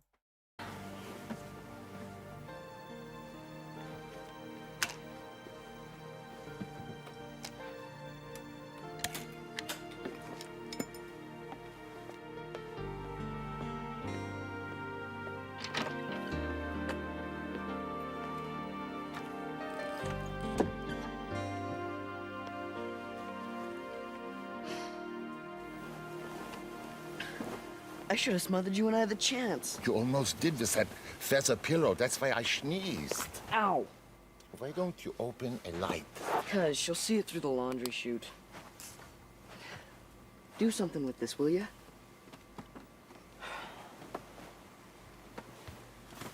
Why is it so important to hide me from her? Because you're a Maybe historical. she could help. Are you kidding? She'd mess You things up know the even more. rules of children's entertainment? Whether you have an alien or a historical figure or like a tiny monster or a munchie, you gotta hide them. You can't just tell your parents about it. Or if you have little dinosaurs. Wait, did they tell their parents about the dinosaurs in Prehysteria? So maybe it's more like Prehysteria 2. Anyway, you gotta hide them. More. No, they don't hide the gremlins. The dad brings the gremlin, so the gremlin's not hidden. Such disrespect. We just don't connect, okay? Sister Ripley. Did you ever try to sit down and talk to her? Great. First I get Einstein, now I got Freud. Can we just drop it? I mean, I gotta figure out a way to get you home.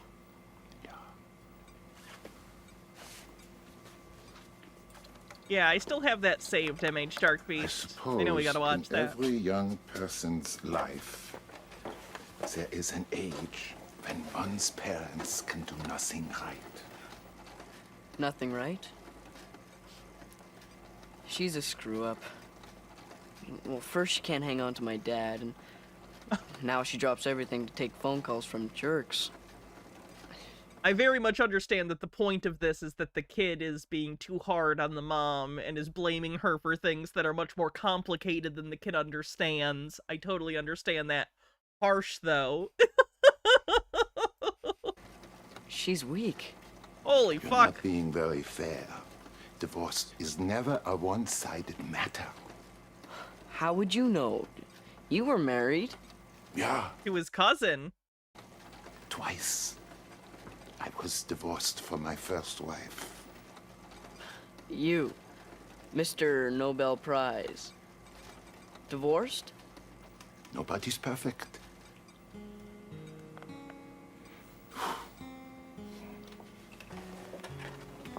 I was very much like you when I was a teenager, Oliver Cates. Great, now I know how little I have to look forward to in my old age. I Biggest dick. didn't respect my Distant cousin. Not distant enough. elders either. My father kept trying It new was more typical of the time, but you know. business ventures.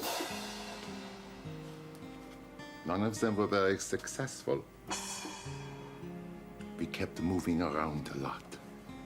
I was brighter than most of my teachers. I treated them with such contempt that they finally expelled me. I felt so It's out waxing of place philosophical. that I decided to renounce my citizenship. Well, I bet you that got their attention. People always seem to be so stupid to me. They couldn't see an answer if it was in front of their face. Nothing's changed. So, They gonna talk about why he renounced it? No, okay, we're just, I get it. We have like 3 minutes left in this episode. We don't have time to get into, we don't have time for that. I decided my only recourse was to bury myself in my work. You don't think that's why Einstein left Germany? No. Which obviously paid off. You know, the Hitler thing was kind of a big deal, you know. Him trying to hunt down, you know, Jewish people and academics, of which Einstein happened to be both. Yeah. But suddenly I was famous. Everyone wanted answers for big and important questions. I didn't know how to talk to them. I felt hopeless. It was then that I made my most important discovery. What was that? I discovered that knowledge alone, without compassion, is useless. Perspective, Oliver. It applies to people, too. Awaiting further data.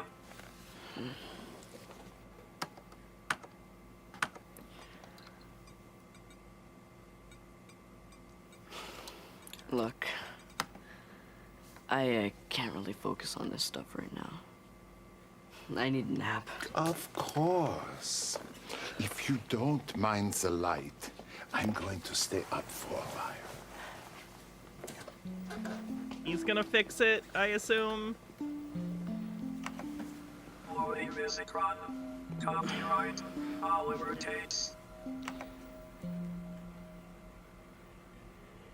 Einstein finds Hitler as a child, summons him and bludgeons him to death.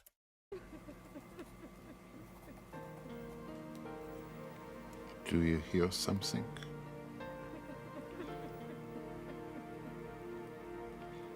Someone's crying.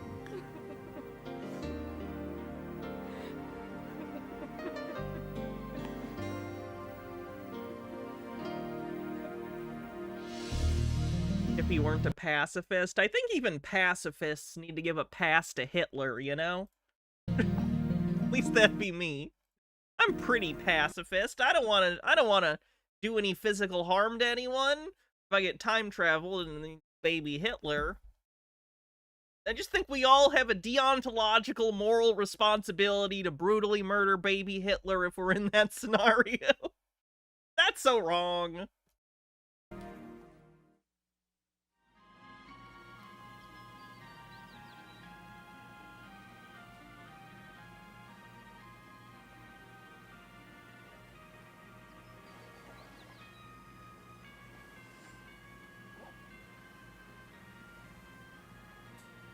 Einstein?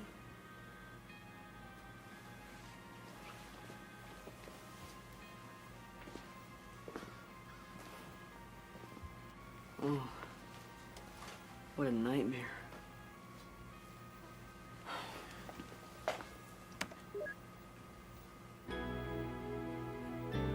Oh my God.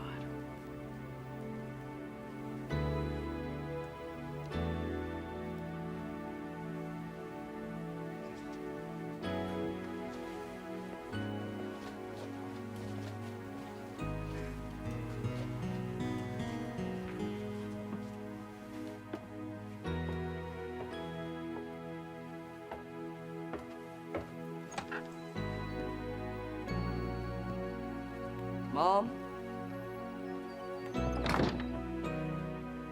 Oliver? Can I come in? What is it? You put the tree up yet? No. Need some help? You mean it? I mean it. Come here, you.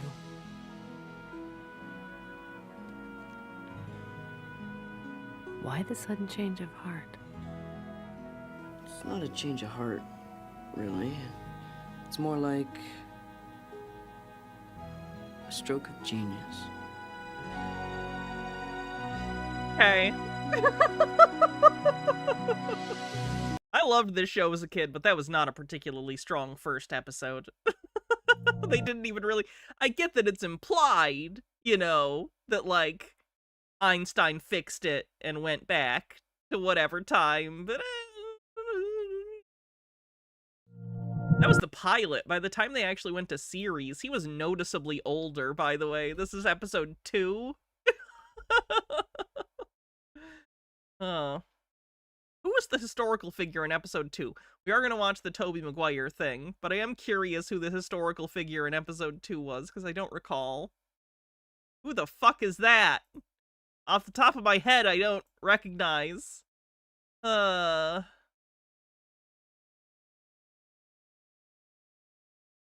Alexander Graham Bell! Alright, that's a weird one. Nemesaur got it! There you go. Alright. Let's go to... what is this called? Great Scott. This was a pilot on Fox starring young Tobey Maguire. I don't think we have time to watch the Bible one today. But I do have it saved, so we will watch it and some other episodes of Mentors on other VHS streams. Scott? Scott? Scott? Breakfast? This is interesting. Ann Landers printed a prayer for secretaries today. I think I'll post this at the office. Didn't you run that last month? No, that was a prayer for motorists. Got that one in the glove compartment. Anyone see my gym uniform? See it? You mean smell it? I had to fumigate that bag. Why didn't you get that, Scott? I think you'll be surprised.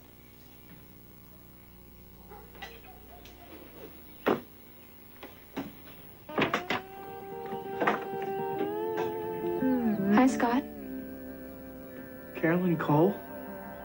She looks familiar. What is she in? She was in a decent amount of stuff in the 90s, I think. I hope you don't mind me wearing your gym uniform. I didn't think you even knew who I was. Scott, just because you act so shy and insecure at school, don't think I can't see what a cool guy you really are. Now, come on. Help me pick out something to wear on our date tonight. Oh, dream sequence? We have a date tonight? If I can wait that long. Is there some spot here where we could go and make out? What did you say? There was one spot here we couldn't take out. That's fine, thanks. Surprise? Oh, Daydream. Is it gonna be like Scrubs? Who wrote this? It's not one of the writers behind Scrubs, is it? Because Scrubs, if you haven't seen Scrubs, had the thing where the main character had daydreams that were like gags that would happen throughout the episode. She was in Hocus Pocus. Okay, okay. Here we go again! That's right. It's a nuclear family, but baby, it's coming. Antonio, listen up. Today we're starting wrestling. Antonio here will be showing us some of the basic... Hate Scrubs. I love Scrubs. I get if you don't like Zach Braff, like, as a human being. I like the show. takedowns. The object for both wrestlers is to take the other wrestler down, so that when you're on the mat... Oh, we're about halfway through the stream, by the way. If you like the stream, consider supporting it by subscribing or gifting subs. Much appreciated. Be in the advantage position. Dry cleaning. You! Quit the chit-chat. Tea party's over. Sorry. In fact, why don't you get up here and wrestle? Smell Rod.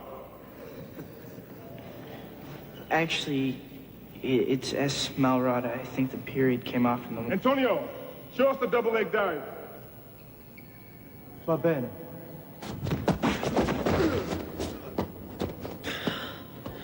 Now let's see the single leg dive. Try to resist this time, S. I told you guys I was on the wrestling team for a short period. Didn't go well. Hydrate.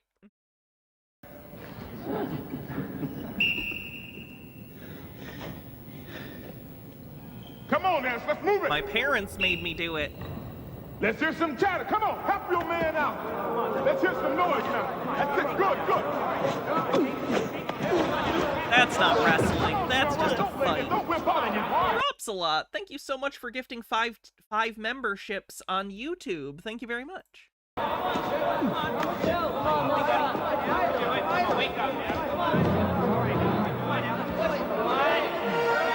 old was I? Like first grade? Something like that? Not old. Not old. It was elementary school wrestling. Do they even do elementary school wrestling these days? I was at a religious school. We had, like, wrestling from, like, 1st grade all the way up to high school. Who's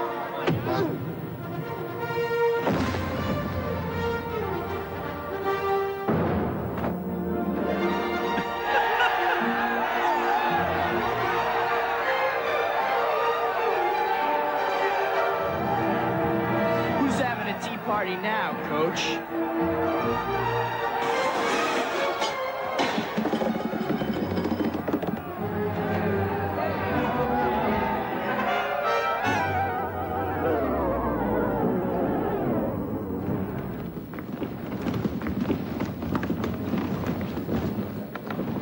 You okay, Smell Rock? You thought it was for older kids? I never won a single match. I'll put that out there. When I was in wrestling, I won 0 matches. Which, like, statistically seems unlikely, but whatever. Anyone feel a draft?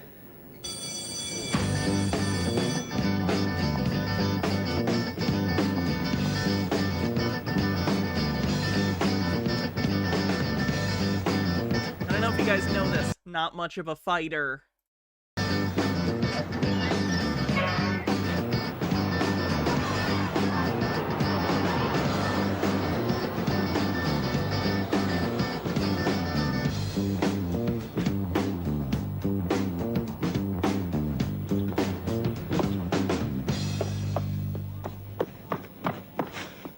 Great.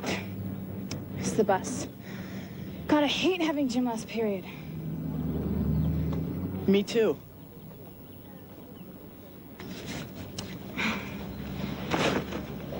So, how come the coach made you as the line tournament? Oh, he didn't make me. I volunteered. Why would you do that? He made some remarks about our country.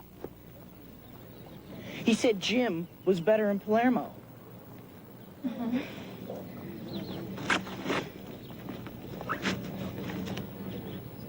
I've never walked home this way before. You know, it's a good way. It's not out of your way?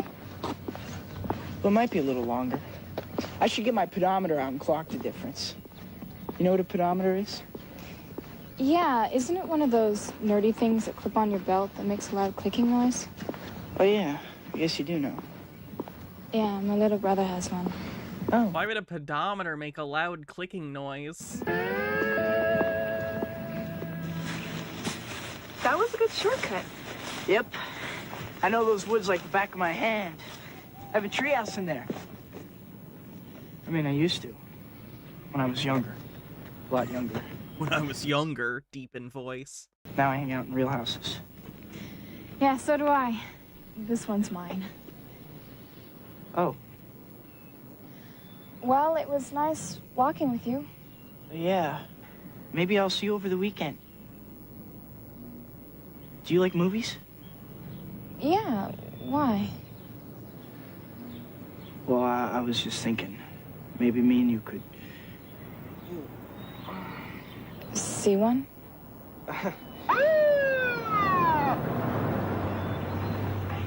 Are you Scott Milrod? Yes. We've been looking all over for you. You have? Hop in! We need your help! What is it this time? Armed robbery, in progress. 3.2 miles from here. Damn, the odometer's broken. Oh, man. Perhaps I can be of some assistance, officers. That is, if my pedometer isn't too nerdy. They're too frequent. I would tend to agree. See, with Scrubs, they were in there, but like there was also an actual plot that was kind of interesting. The balance here is too on the fantasies. I get that there's still a plot. He's into the girl, but like, I'll take that as a no. Follow me, gents. Wait, Scott. Be careful. Remember, we have a date tonight.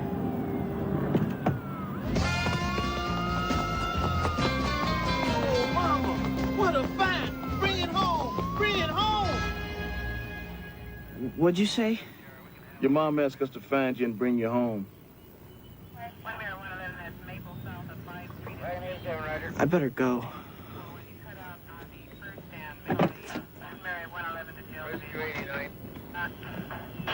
I can't believe you called the police. No, I didn't call them. They just happened to be driving by, and I asked if they'd seen you. I was worried. The streets are dangerous. Well, not anymore, Mom. You just helped the police crack the case of the boy who took a walk. Take your jokes, Johnny Carson, but it's better that you came home in a police car than an ambulance. If anyone's coming home Iridona says, remember, kids, if an adult needs your help, run. Adults ask other adults for help. in an ambulance, it's going to be me. According to this article, I've been eating way too much fat.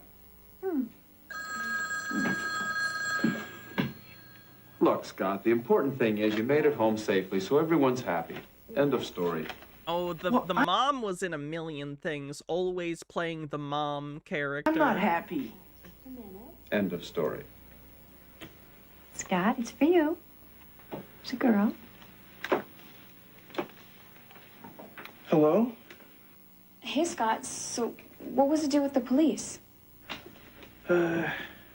Actually, I really can't talk right now. You can talk. Well, is anything wrong? I thought there might be a crazy person at your house with an axe or something. Close. So, how about what we talked about before? Your pedometer?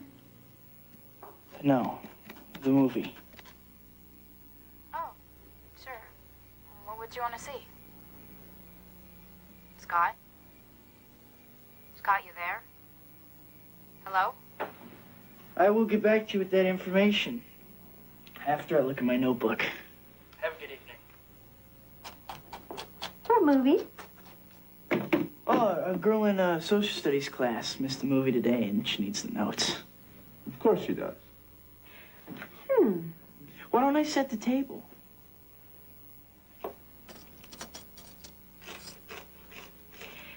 Now, this girl.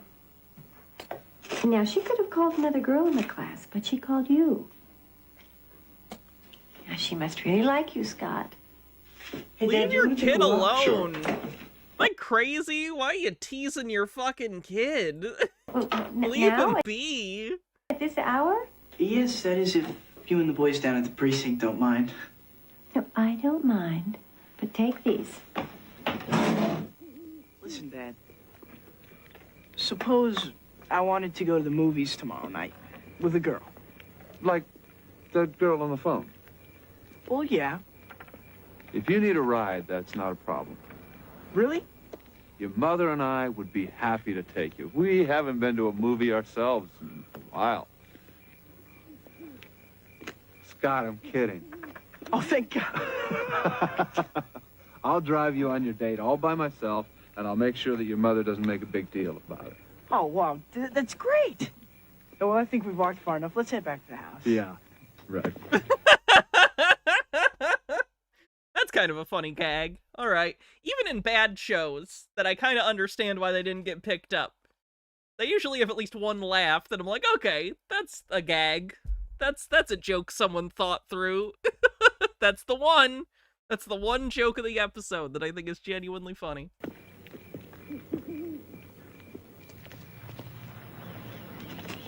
No. I've got it. If you really want to impress Carolyn, here's what you do. Knock-knock jokes. Knock-knock jokes? Yeah, they always crack up Debbie. Carolyn's my date, not my babysitter. Hey, Debbie is not a babysitter. She is a friend of my parents that happens to stay at the house when they're up.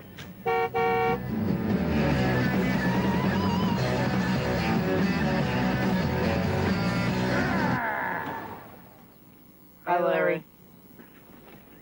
You guys missed a killer pep rally today. What's with the flowers? What, do you two on a date or something? His date is tonight, Carolyn Cole. Carolyn Cole? Scott Melrod has a date with Carolyn Cole? Carolyn Cole! Carolyn Cole! Carolyn Cole! Damn it, Larry, what the hell did you do to my car? Gotta run.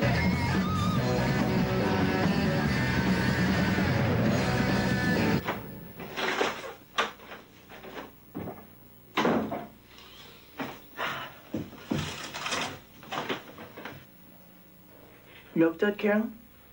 Oh, go ahead. Take two. Shh, excuse me.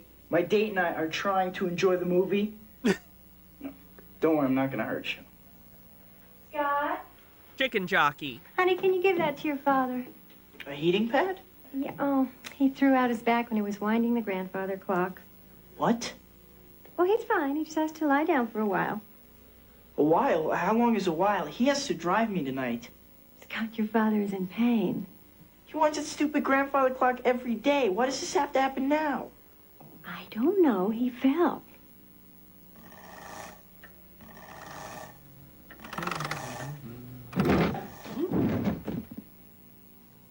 Honey, don't look so worried. It's not a problem. Where do you know the I'll kid drive- actor from? Tobey Maguire? Have you on your date? Tobey Maguire. From Spider-Man and Seabiscuit and other movies I'm sure Tobey Maguire is in. I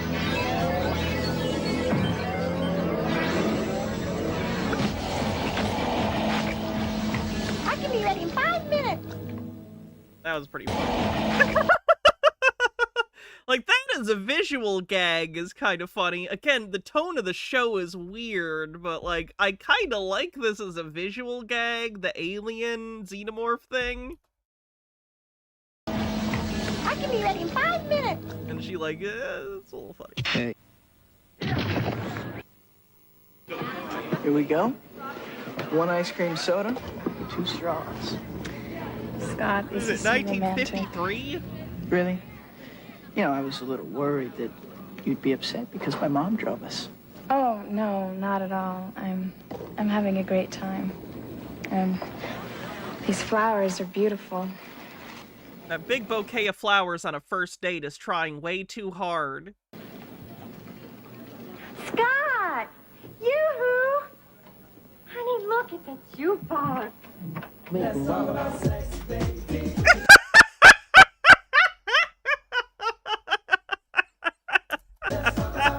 Come on, let's Okay, that's pretty funny too. boogie! It was pretty good. Oh, the cringe.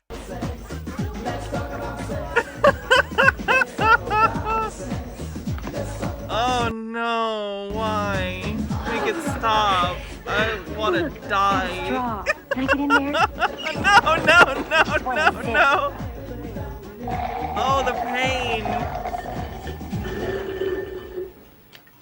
Okay, all set? This was 92. Maybe this was just a little bit too early for cringe humor. Like, I also think it's got some, like, pacing problems and the tone's a little weird, but, like, this feels a little more like something that would have come out in the early 2000s, like a decade later. I don't think 1992 was ready for this much cringe humor. Mom, I don't think I can go. Honey, if you're worried about your father, don't be. He wants you to go. No, I don't think I can go with you. Why not? Oh, honey, it's not like I'm gonna embarrass you. Well, yes, you are. How do you know when you're embarrassing me? You think you're not, but you are. Always. You're a big, stupid embarrassment. That's intense. Oh, I see. So what do you propose that we do?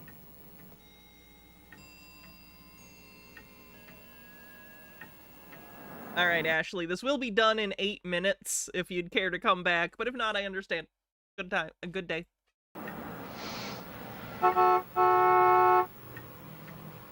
Your taxi's here.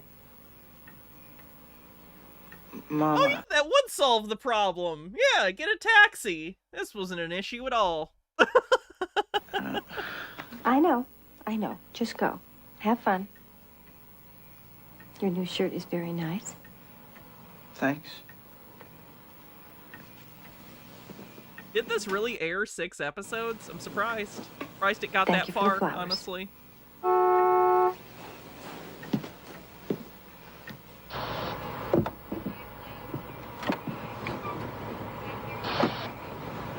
You don't take a lot of cabs, do you, kid? That in the front seat. No. Why? You're supposed to sit in the back.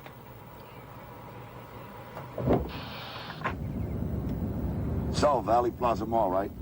No, actually, we have to pick someone up first. My date. We're trying to make a 7 o'clock movie. Ah, the Twilight Bargain Show, huh? Big spender.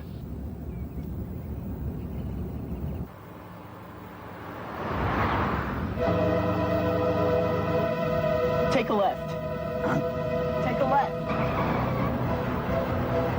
Turn right.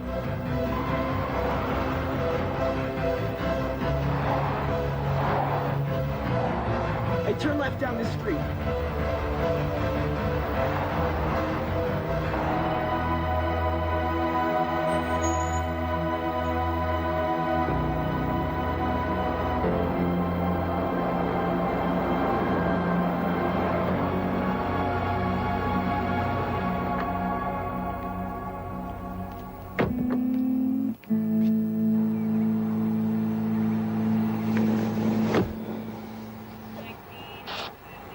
Where are we? You tell me, kid. If you can get us back to the high school, I can tell you how to go from there. Time? 7:05.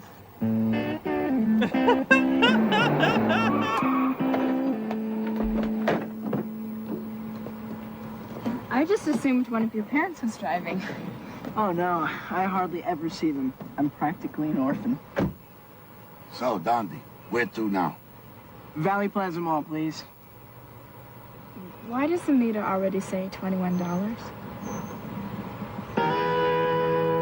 Oh, Joe here left the meter running when we stopped for drinks.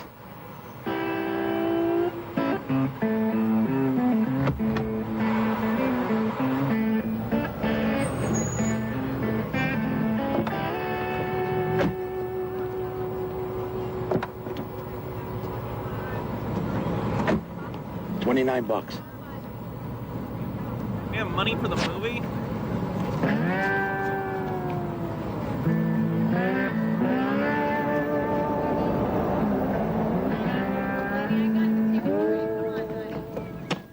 Hey, you know, we could still make the 7:45.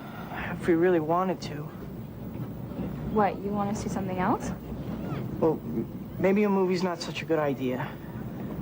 What do you mean? Can I be honest with you?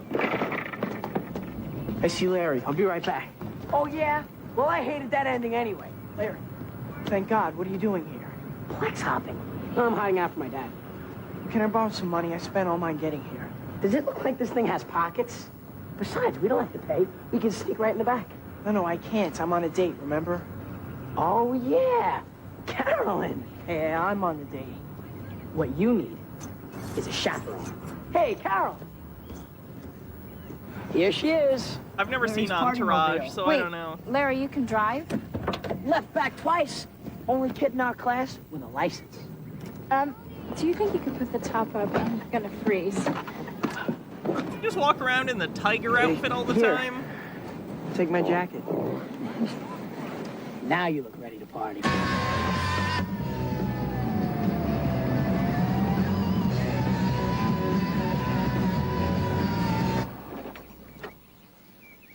This is my house. And can you believe we made it? I've been running on E all day. Yeah, but I thought we were gonna do something. We can't. I ran out of money. How? We didn't even go anywhere. I know. It's just things got really crazy. And I don't really take a lot of cabs. And I'm not an orphan. I'm sorry. Okay. Well, see ya. Yeah, that's an embarrassing Right. date. That's pretty bad. I think she likes us. You picked me up, drove in a cab, went to the movie theater, decided we didn't have money for the movies, and then dropped me off a little bit away with a weird friend in a tiger costume. Nailing it.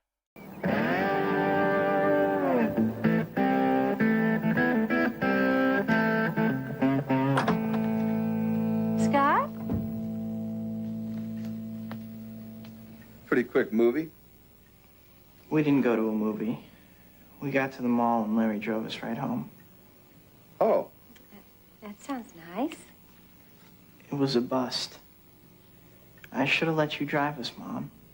I mean, like, maybe, but in fairness, she was also, like, being way too nosy and overbearing, so, like, kind of a one-sided moral if we're just saying, like, I should have just sucked it up. Like, it's fine, parents are gonna embarrass you sometimes, but she was, like, being nuts, so I don't know if I agree with that moral. Oh, honey, I think I'm hip enough to know that Saturday night movies are no place for parents. Well, I think I'm gonna go to bed. Good night.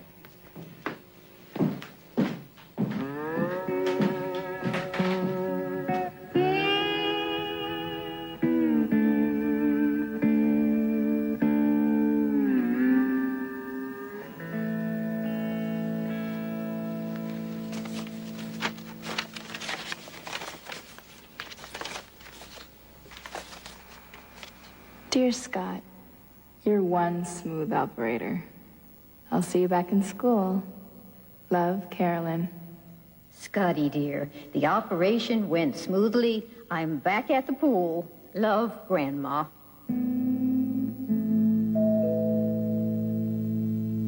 Scott, will you get that? Okay, Mom.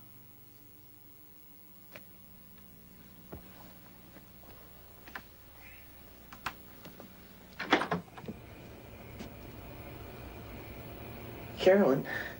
Hi. I wanted to return your jacket. I hope you don't mind me wearing it. I didn't think you even knew where I lived. You want to come in? Can't. My parents are out in the car. We're on our way to a late movie. Oh. You want to come? I'm not sure I can. You can go.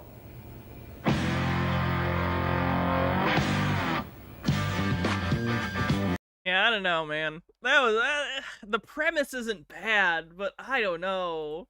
It's just not. I don't even know how to articulate what's wrong with it. It's off. It's off. See what else we got. Oh, this looks like a scam. Do I have a bunny costume for tomorrow? I don't, unfortunately.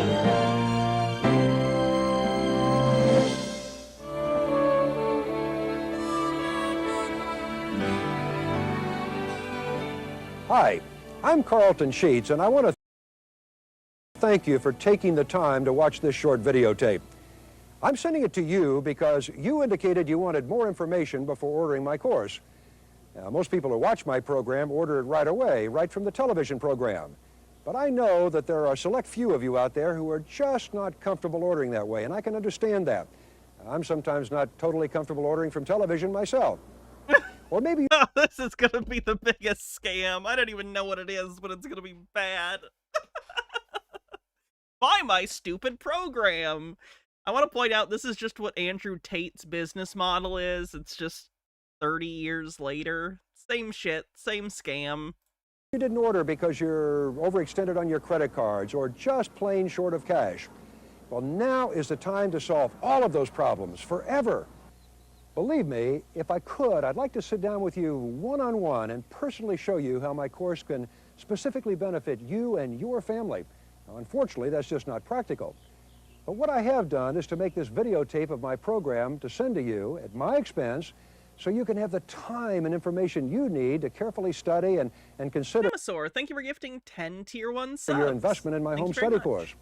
And because you're someone who perhaps needs a little more convincing before you act, and that's okay too, I'm prepared to make you a special offer. But I'll tell you about that later after you've had a chance to review the program at your own pace and in the comfort of your own home. Right now, sit back, relax, watch the program, and I'll be back later to tell you about how I can make it easier for you to get started. The following paid presentation is brought to you by the Professional Education Institute. No. That makes it sound like it's not a for-profit thing, and it definitely is. One in this real-life program was paid for their appearance, and each story is fully supported by signed affidavits. I don't know, man. When you start bringing in affidavits into the discussion, I didn't even ask. I didn't ask for any legal affidavit. These affidavits were collected in regard to an ongoing legal matter. Don't worry about that. Would you like to earn a large extra income in your spare time? No. I have a cash flow now of $4,500 a month, and I have a net worth of close to $1 million. Would you like to work right out of your home? I get up with my children, feed them, go to my office, which is now out of my house, which is excellent. Would you like to buy your dream home with no down payment? I purchased my own home, no money down. This home here, you I'm sure that'll never go bad. I'm sure the housing market is rock solid and nothing bad will ever happen ever. This video is from 2002. Yep, no money down. Beautiful. My dream one day was to own my own house, you know? And now I have... Ominous subprime loan noises in the background. 15 of them.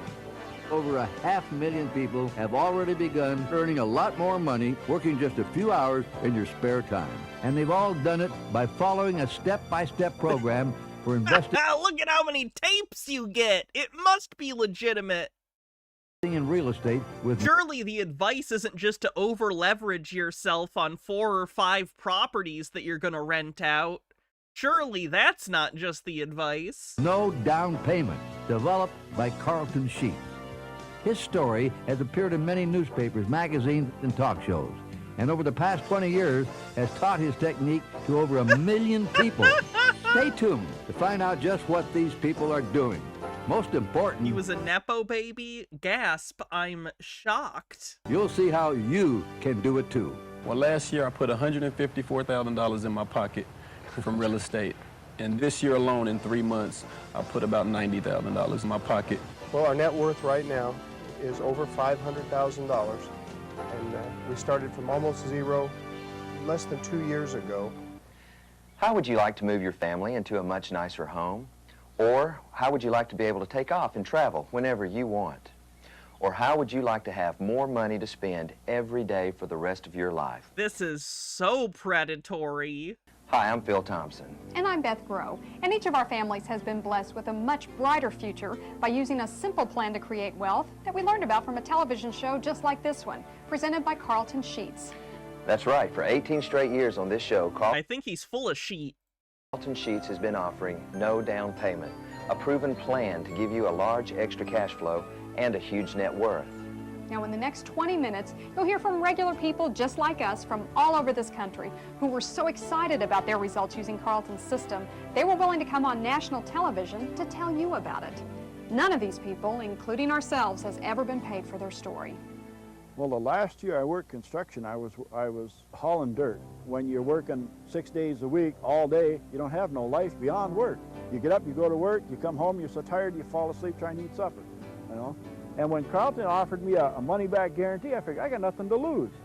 You know? And when I read... You know what'll solve this problem? More capitalism. At Carlton's course, it talks about everything that you can do. Carlton lays it out specifically for you and then shows you day by day how to do it and how to make it work. Instead of just buying a packet of information, you're buying a plan. And it works. Before I took the course 4 years ago, my best year ever, I made $10 an hour. Now here, 4 years later, I will put in my pocket this year approximately $245,000, and it's all from real estate. It's a sense of freedom. I actually know what living life is actually like. Be able to have the money and do as you want. Your own life is yours, and your time is yours. You can tell he's good with money that he recently came into because he bought a Corvette. That's always a good investment. Anybody can do it. You have to get to the point in your life where you're tired of being poor and tired of not having anything. And when you get to that point when you say, I'm tired of this mess, I'm going to have something in life, and you're willing to go out and do what it takes, then buy Carlton Sheets' course and he'll teach you how to make the money. You know, one of the greatest things about being a real estate investor is the extra income you can generate in just a few hours a week. Income that will grow year after year because the money you can charge for rent goes up year after year. Fuck you! Created generated an annual cash flow of over $84,000, and it's growing every year. What I have... He passed away in January 2020. He sold 3 million of these programs. Evil just wins, man. Crazy that we spend most of our time lying to ourselves about, like, the state of the world, when in reality it's basically a big scheme for assholes to take advantage of decent people. That's the entire function of the machine we live in, basically. Pretty fucked up. Here is a cash flow statement of properties that we have bought, no money down. We have a positive cash flow of $98,753 a year. In the first year of having your course, I made $65,000 in 4 months. You have so much money, why's your hair that dry? I have an excuse. I'm poor and negligent. Why's your hair dead, lady? Now I have a positive income coming in of $49,768 a year. I'm making at least double in real estate what I was making with my other job. We've owned the course for 3.5 years, and in that 3.5 years, our positive cash flow has grown to $163,000 per year. I need to emphasize that the cash flow amounts you're hearing about are net, not gross. That means bottom line spendable cash. And every student appearing in this program has provided detailed documentation and a signed affidavit proving it. The signed affidavit bit gets me. Very suspicious. In fact, using Carlton's techniques, it's possible to actually walk away from a purchase with cash in your pocket. That's right. I've purchased millions of dollars worth of real estate, and I actually have seen other scam programs like this where they walk you through, basically, it's a mortgage that will also net you cash into your bank account, ostensibly, I think, for repairs and stuff, but he basically just tells you use it for whatever you want. It's not good. Alright, moving on. Tracking. Come on. Scared? Of course not. Glad to hear it. Have one. Martha! I'm gonna get demonetized because of the cigarettes. That's a shame. Mind your own business. I'm no chicken. No way. Come on. Light up. Be cool. That's it. Just keep it up. Pretty soon you'll be just like all the other robots. Yeah. I mean, smoking's probably fine for the robot. Robots don't have lungs. So that's fine. Unless he's meat inside. Unless he's just like an outside robot, but inside he's squishy.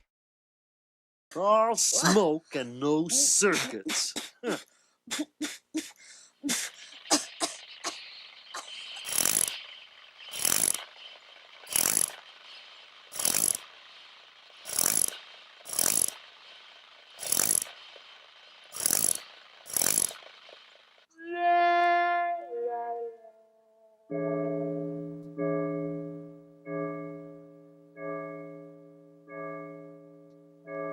Did David Lynch produce a children's anti-smoking PSA? What is this? Oh, 9 o'clock already?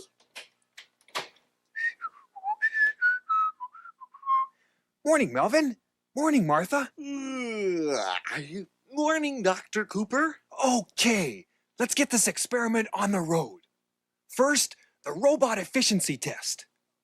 While Martha and Melvin set the dials, I take this perfectly functioning machine, put it on the treadmill, and measure how far it runs in exactly 1 hour. Ready? Of course you're ready. You're a robot. On your mark. Get set. Go! And they're off. Oh, so am I. I'll be back later. I wish we got to do that. It looks like fun. Yeah, I thought we were the helpers around here. You wanna take my place? No, that might mess up the experiment. It's a dumb experiment anyway. Why? Because it's not getting you anywhere? It's not funny. Boy, are you out of shape. Why did the scientist design this robot to experience pain? Robots can't be out of shape. Maybe you smoke too much. No way. Smoking doesn't hurt your wind. That's just make-believe. Well, why don't you just make believe that you feel fine? I do. How much longer? Exactly 57 minutes.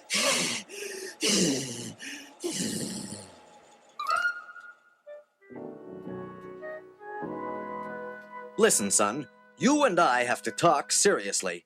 I worry about you. Now you see this? Well, it's no good. Believe me, I know. But Dad, you... Don't interrupt, son. There's one thing you better understand. If you smoke, you're gonna feel crummier all your life, and stand a better chance of getting lung cancer and heart disease. Did you know that? Yes, Dad. But... And the human puppets remind me a lot of the puppets from the music video for oh fuck, the Genesis song. Superman, where are you now? The Man of Steel. Land of Confusion, thank you. They remind me of the Land of Confusion puppets. Your breath stinks, son, and you get ashes all over the carpet, and you make your mom mad, and it costs plenty. Do you realize how much just one pack of smokes costs nowadays? Yeah, that's the point, Terradona. It's illustrating to a parent how ridiculous it is to tell your kids not to smoke while smoking in front of them. And listen closely now. Chances are the average smoker is probably gonna die younger than the average non-smoker. You hear that, boy? Yes, I know, but... Stop. I know what you're thinking. You want to know, if all this stuff is true, why I smoke 2 packs a day, right? Right. Simple. I'm one of the few people that smoking doesn't affect. Not me. Listen, Dad. Nobody can tell how much smoking affects them until it's too late. What? You're sure about that? Absolutely. Think it over, Dad. I worry about you. Oh.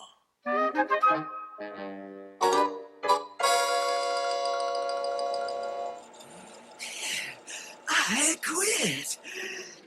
That wasn't very long. You only ran 10 minutes.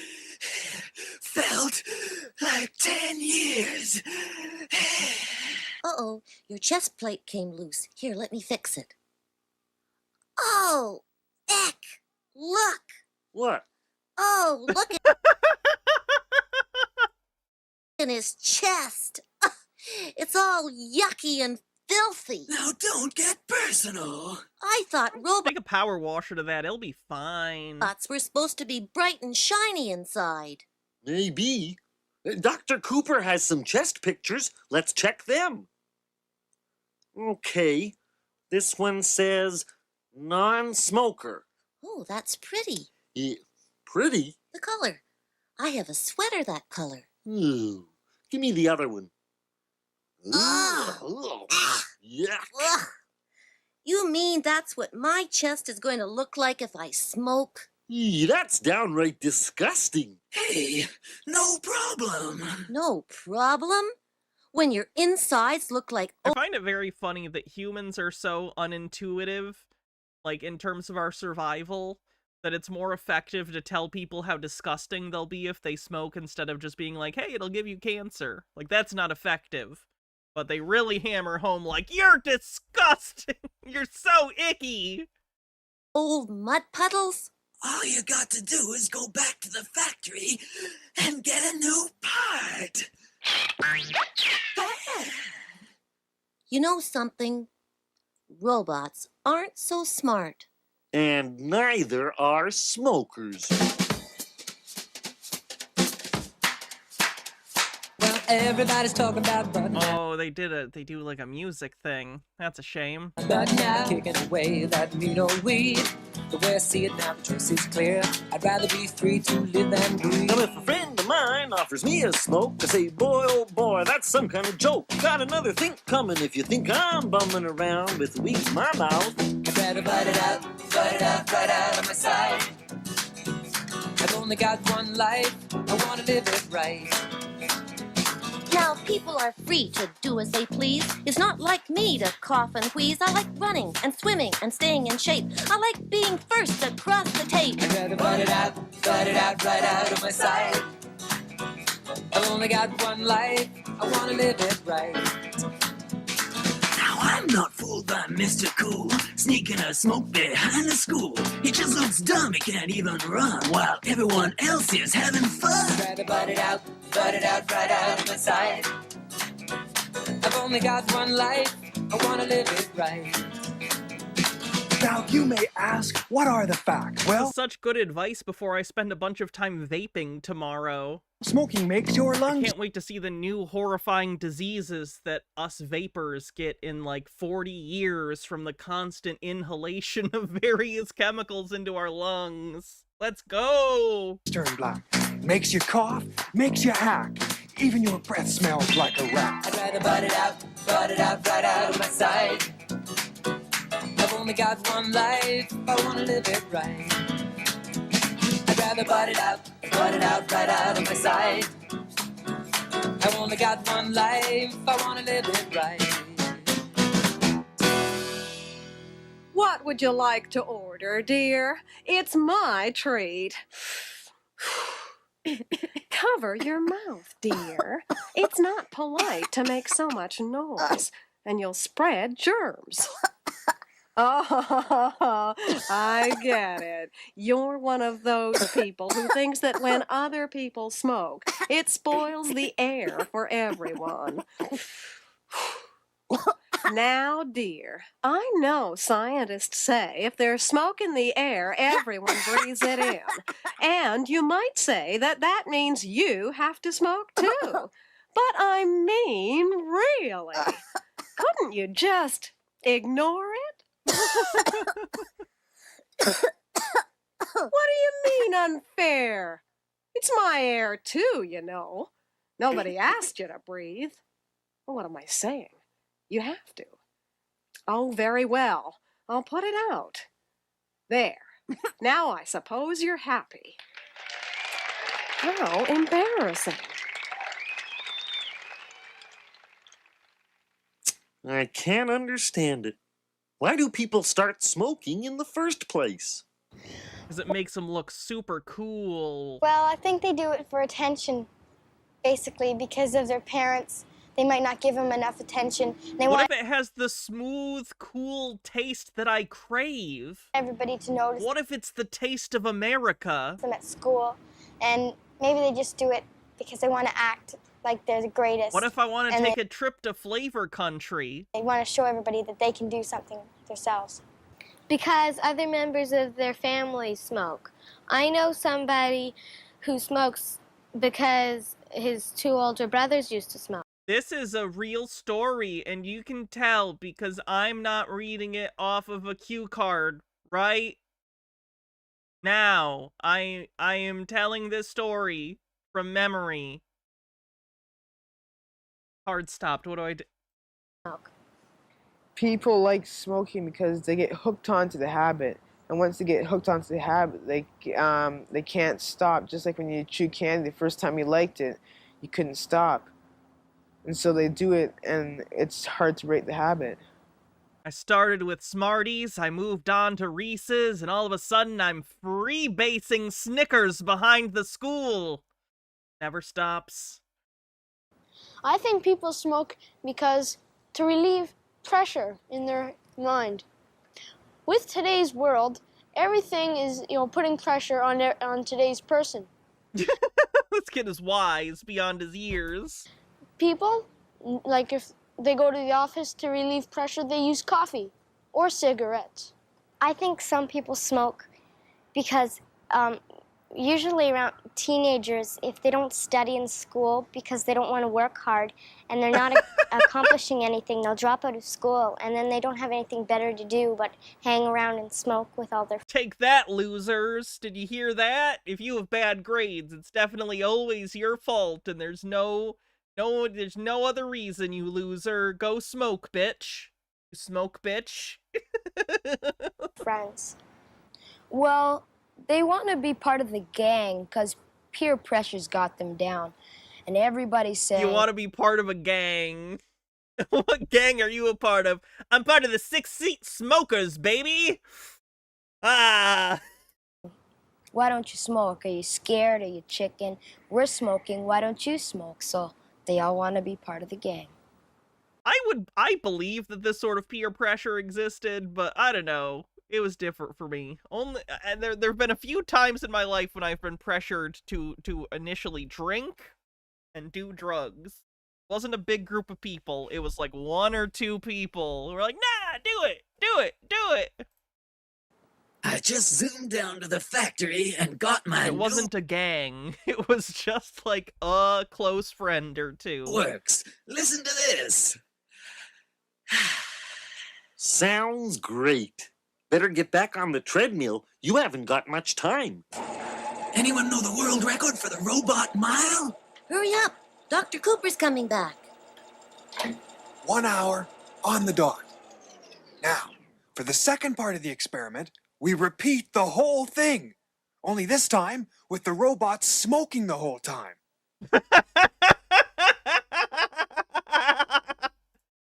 What I intend to show... Hell yeah, that's actually a funny punchline. They did it. They had a funny wraparound for this PSA. Good job. That's actually pretty funny. Is that not only... I somehow did not see that coming, actually. That comedic bit works. Not only is smoking bad for people, it's even bad for machines. Here, take this disgusting thing and blow the smoke the other way. Here, you little robot bitch. Smoke this disgusting tar cigarette. Get on the ground and do it. Please. No way. Yeah, smoke it, you dirty bitch. I feel so good, I'm never touching one of those things again. Way to go, robot. Ah, you refuse to do your job. You can't make him smoke. It's unrobocratic. Ha! That proves it. My experiment is a success. What? The real experiment about peer pressure all along. The real experiment was the friends we made along the way. Is this some kind of trick? Not is. Was. You see, I wanted to show that everyone, even animals and robots, would stay away from smoking if they only knew the facts. Well... Is there a control group in the other room? Is there a robot, rat, and dog in the other room that are all smoking together because they were not primed with the information about cigarettes? Just curious. Forrest Espion says, yay, here's something for tinfoil with a 31 months. Thank you so much. Doot, doot, doot. I will save this. Oh, boy.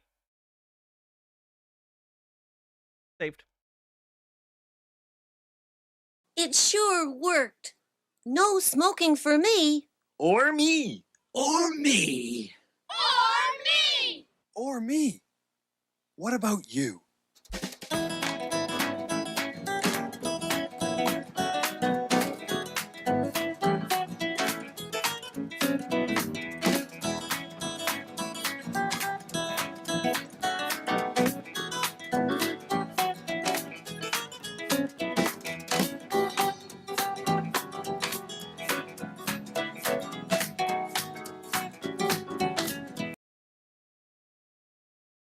Let's see what else.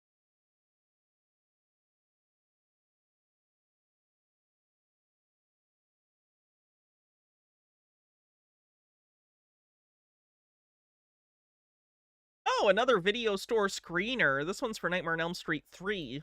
Best Nightmare on Elm Street movie. A Nightmare on Elm Street 3, Dream Warriors. Yes, it's your favorite bad dream, once again slashing its way into the hearts of America with... Hold it right there, Squidlips. If you think I'm gonna settle for just another sleazeball video promotion, you must be... Robert Englund had to sit in a chair and get all of his Freddy makeup put on to do this fucking promotional shoot. That's incredible. Dreaming. Show some respect, buddy. This ain't your average drive-in movie schlock we got here. Nightmare 3 scared up $25 million in its first 2 weeks in release. The total grosses So You'd be a real hack if you didn't order our video. speak are now over 40 million. Nightmare 1, 100. It made a killing at the box office. 20,000 units. Nightmare 2, 180,000 units. Together, these two hits spent over 50 weeks on Billboard's rental charts. Now, it's Freddy's third time around, and he's all set to claw his way beyond the 200,000 mark. Only 200,000? Wake up and smell the coffee, bud. It's gotta be a lot more than 200,000. You see, I have right here my own special sales incentive plan. Video. Bob Gale's in the corner threatening me to do this ad.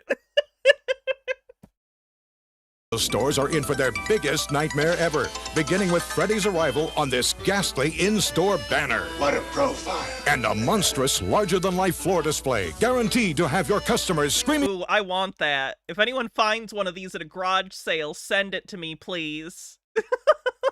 For me? Who else? Order date is July 16th. National release date is, are you listening? August 5th. Take it from Kruger. I'm gonna give people a nightmare they'll never forget. Touch that rewind button and your dog meat. Be kind, rewind, bitch. Pretty good. Oh, they have one for Super Mario Brothers, too. Before our feature begins, here's a look behind the scenes of Super Mario Brothers.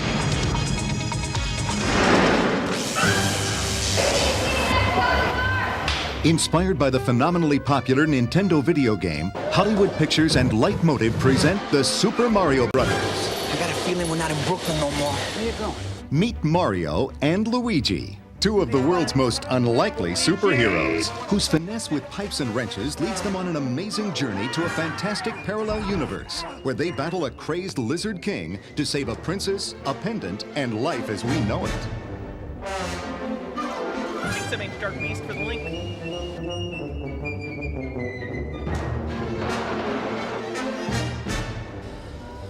John Leguizamo and Bob Hoskins were drunk while filming this movie because it was such a nightmare, apparently, to film. They were drunk the whole time.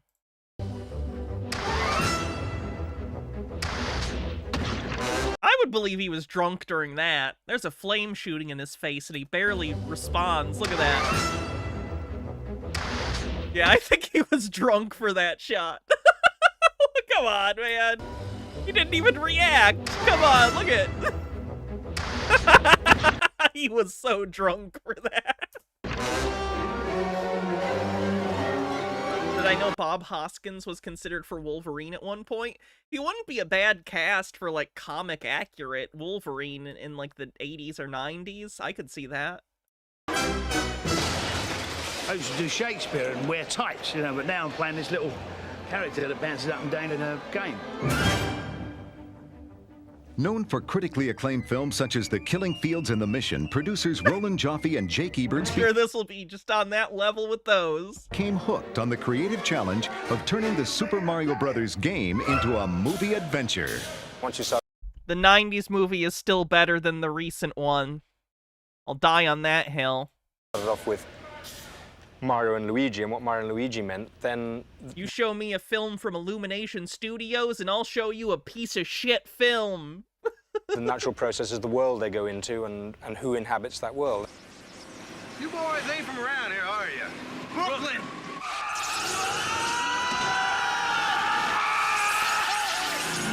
We had a tremendously rich tapestry of characters to work from in the game itself. The trick was here to try and get those characters to come to life and to integrate them into a story which made some sense, that had a beginning, middle, and end. The film's concept was enhanced by the joyful and unpredictable imaginations of directors Rocky Morton and Annabelle Jankel, Oh, they're a fucking nightmare. creators of the electronic sensation Max Headroom.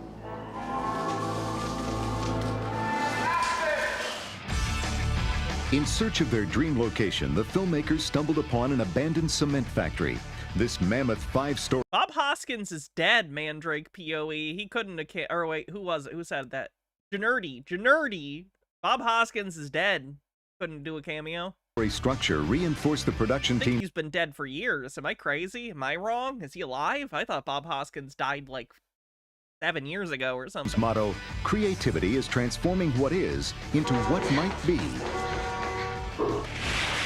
Week by week, the parallel dimension began to take on a life of its own as it devoured the old structure and became the dazzling neon-studded set known as Koopa Square. 2014, so 11 years. Goombas. Daisy. The Rock. Hundreds of visual effects are used, pioneering a new generation of multi-layered effects that until now were unobtainable on film. It's not just the software that you want to use to create your effects, it's also very much the artists together with this very high state of digital imaging technology that is going to give us a total set of shots, which I think will be the ultimate achievement that we're aiming for. For those who haven't seen the movie, by the way, this is Toad. Toad from Super Mario. This is Toad from Super Mario in the movie. Goomba. And this is Bowser. This is King Koopa. There he is. Oh. Be proud. Go Goomba. One of the brightest days on the set was the debut of the Goombas, King Koopa's de-evolved henchmen. We got pretty excited when the skins were run and the mechanics were going in, and all of a sudden something that was just made out of foam latex and aluminum became a real kind of person. If the Goombas were fascinating, then Koopa's pet Tyrannosaurus Rex Yoshi was simply magical. I do like the Yoshi. The Yoshi came out nice. This heart-stealing creature is capable of 64 separate movements and operates with no less than 9 puppeteers. Go ahead and say it. Dinosaur.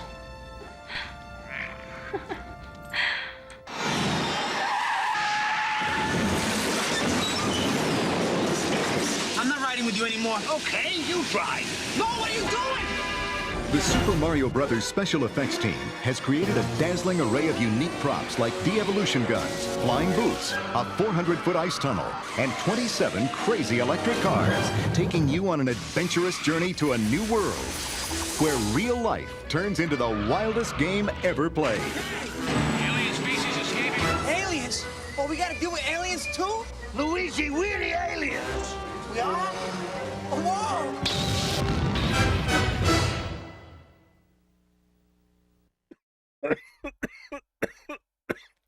Excuse me. The boots were then used for the prison rig and face-off. Oh my god, they were! Yeah, the boots! The boots that magnet you like to the floor, and they can track you with the boots and your little dot in the super prison in Face-Off. That movie's so dumb. I fucking love Face-Off. It's so bad. Oh my god. The intro, by the way, this is random. If you've never seen Music and Lyrics, the fake 80s music video for Pop Goes Your Heart with Hugh Grant is the best facsimile of like an 80s music video, a late 80s music video ever. I can't play it because of the copyright on the song. It's a very, very good sort of parody pastiche. Oh no, Wretched Recess is posting. That's for tomorrow, though. Oh, a link? Yeah, hold on, here it is. A lot like Take On Me. Yeah, it's a little reminiscent of like an Aha song or something. Alright, we are done for the day. I'm gonna get ready for D&D, because I have D&D later. Thanks everyone for hanging out, I really appreciate it. Had lots of fun as always. Tomorrow's the big stream. Tomorrow's the 6-hour-long 420 stream. I understand if some people are celebrating Easter or whatever and have family things. I do hope that you can at least come and join at some point. If you're not doing Easter things, then by all means, starting at noon Eastern, come hang out with me for 6 hours and frankly get super fucking high and watch ridiculous conspiracy theories. It's gonna be fun. So I hope to see you then, if you can make it. See who we're gonna raid.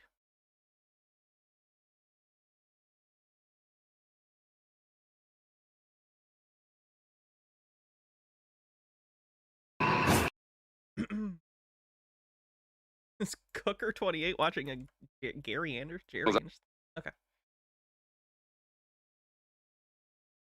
All right. Good night, everyone. See you tomorrow. And, cool. All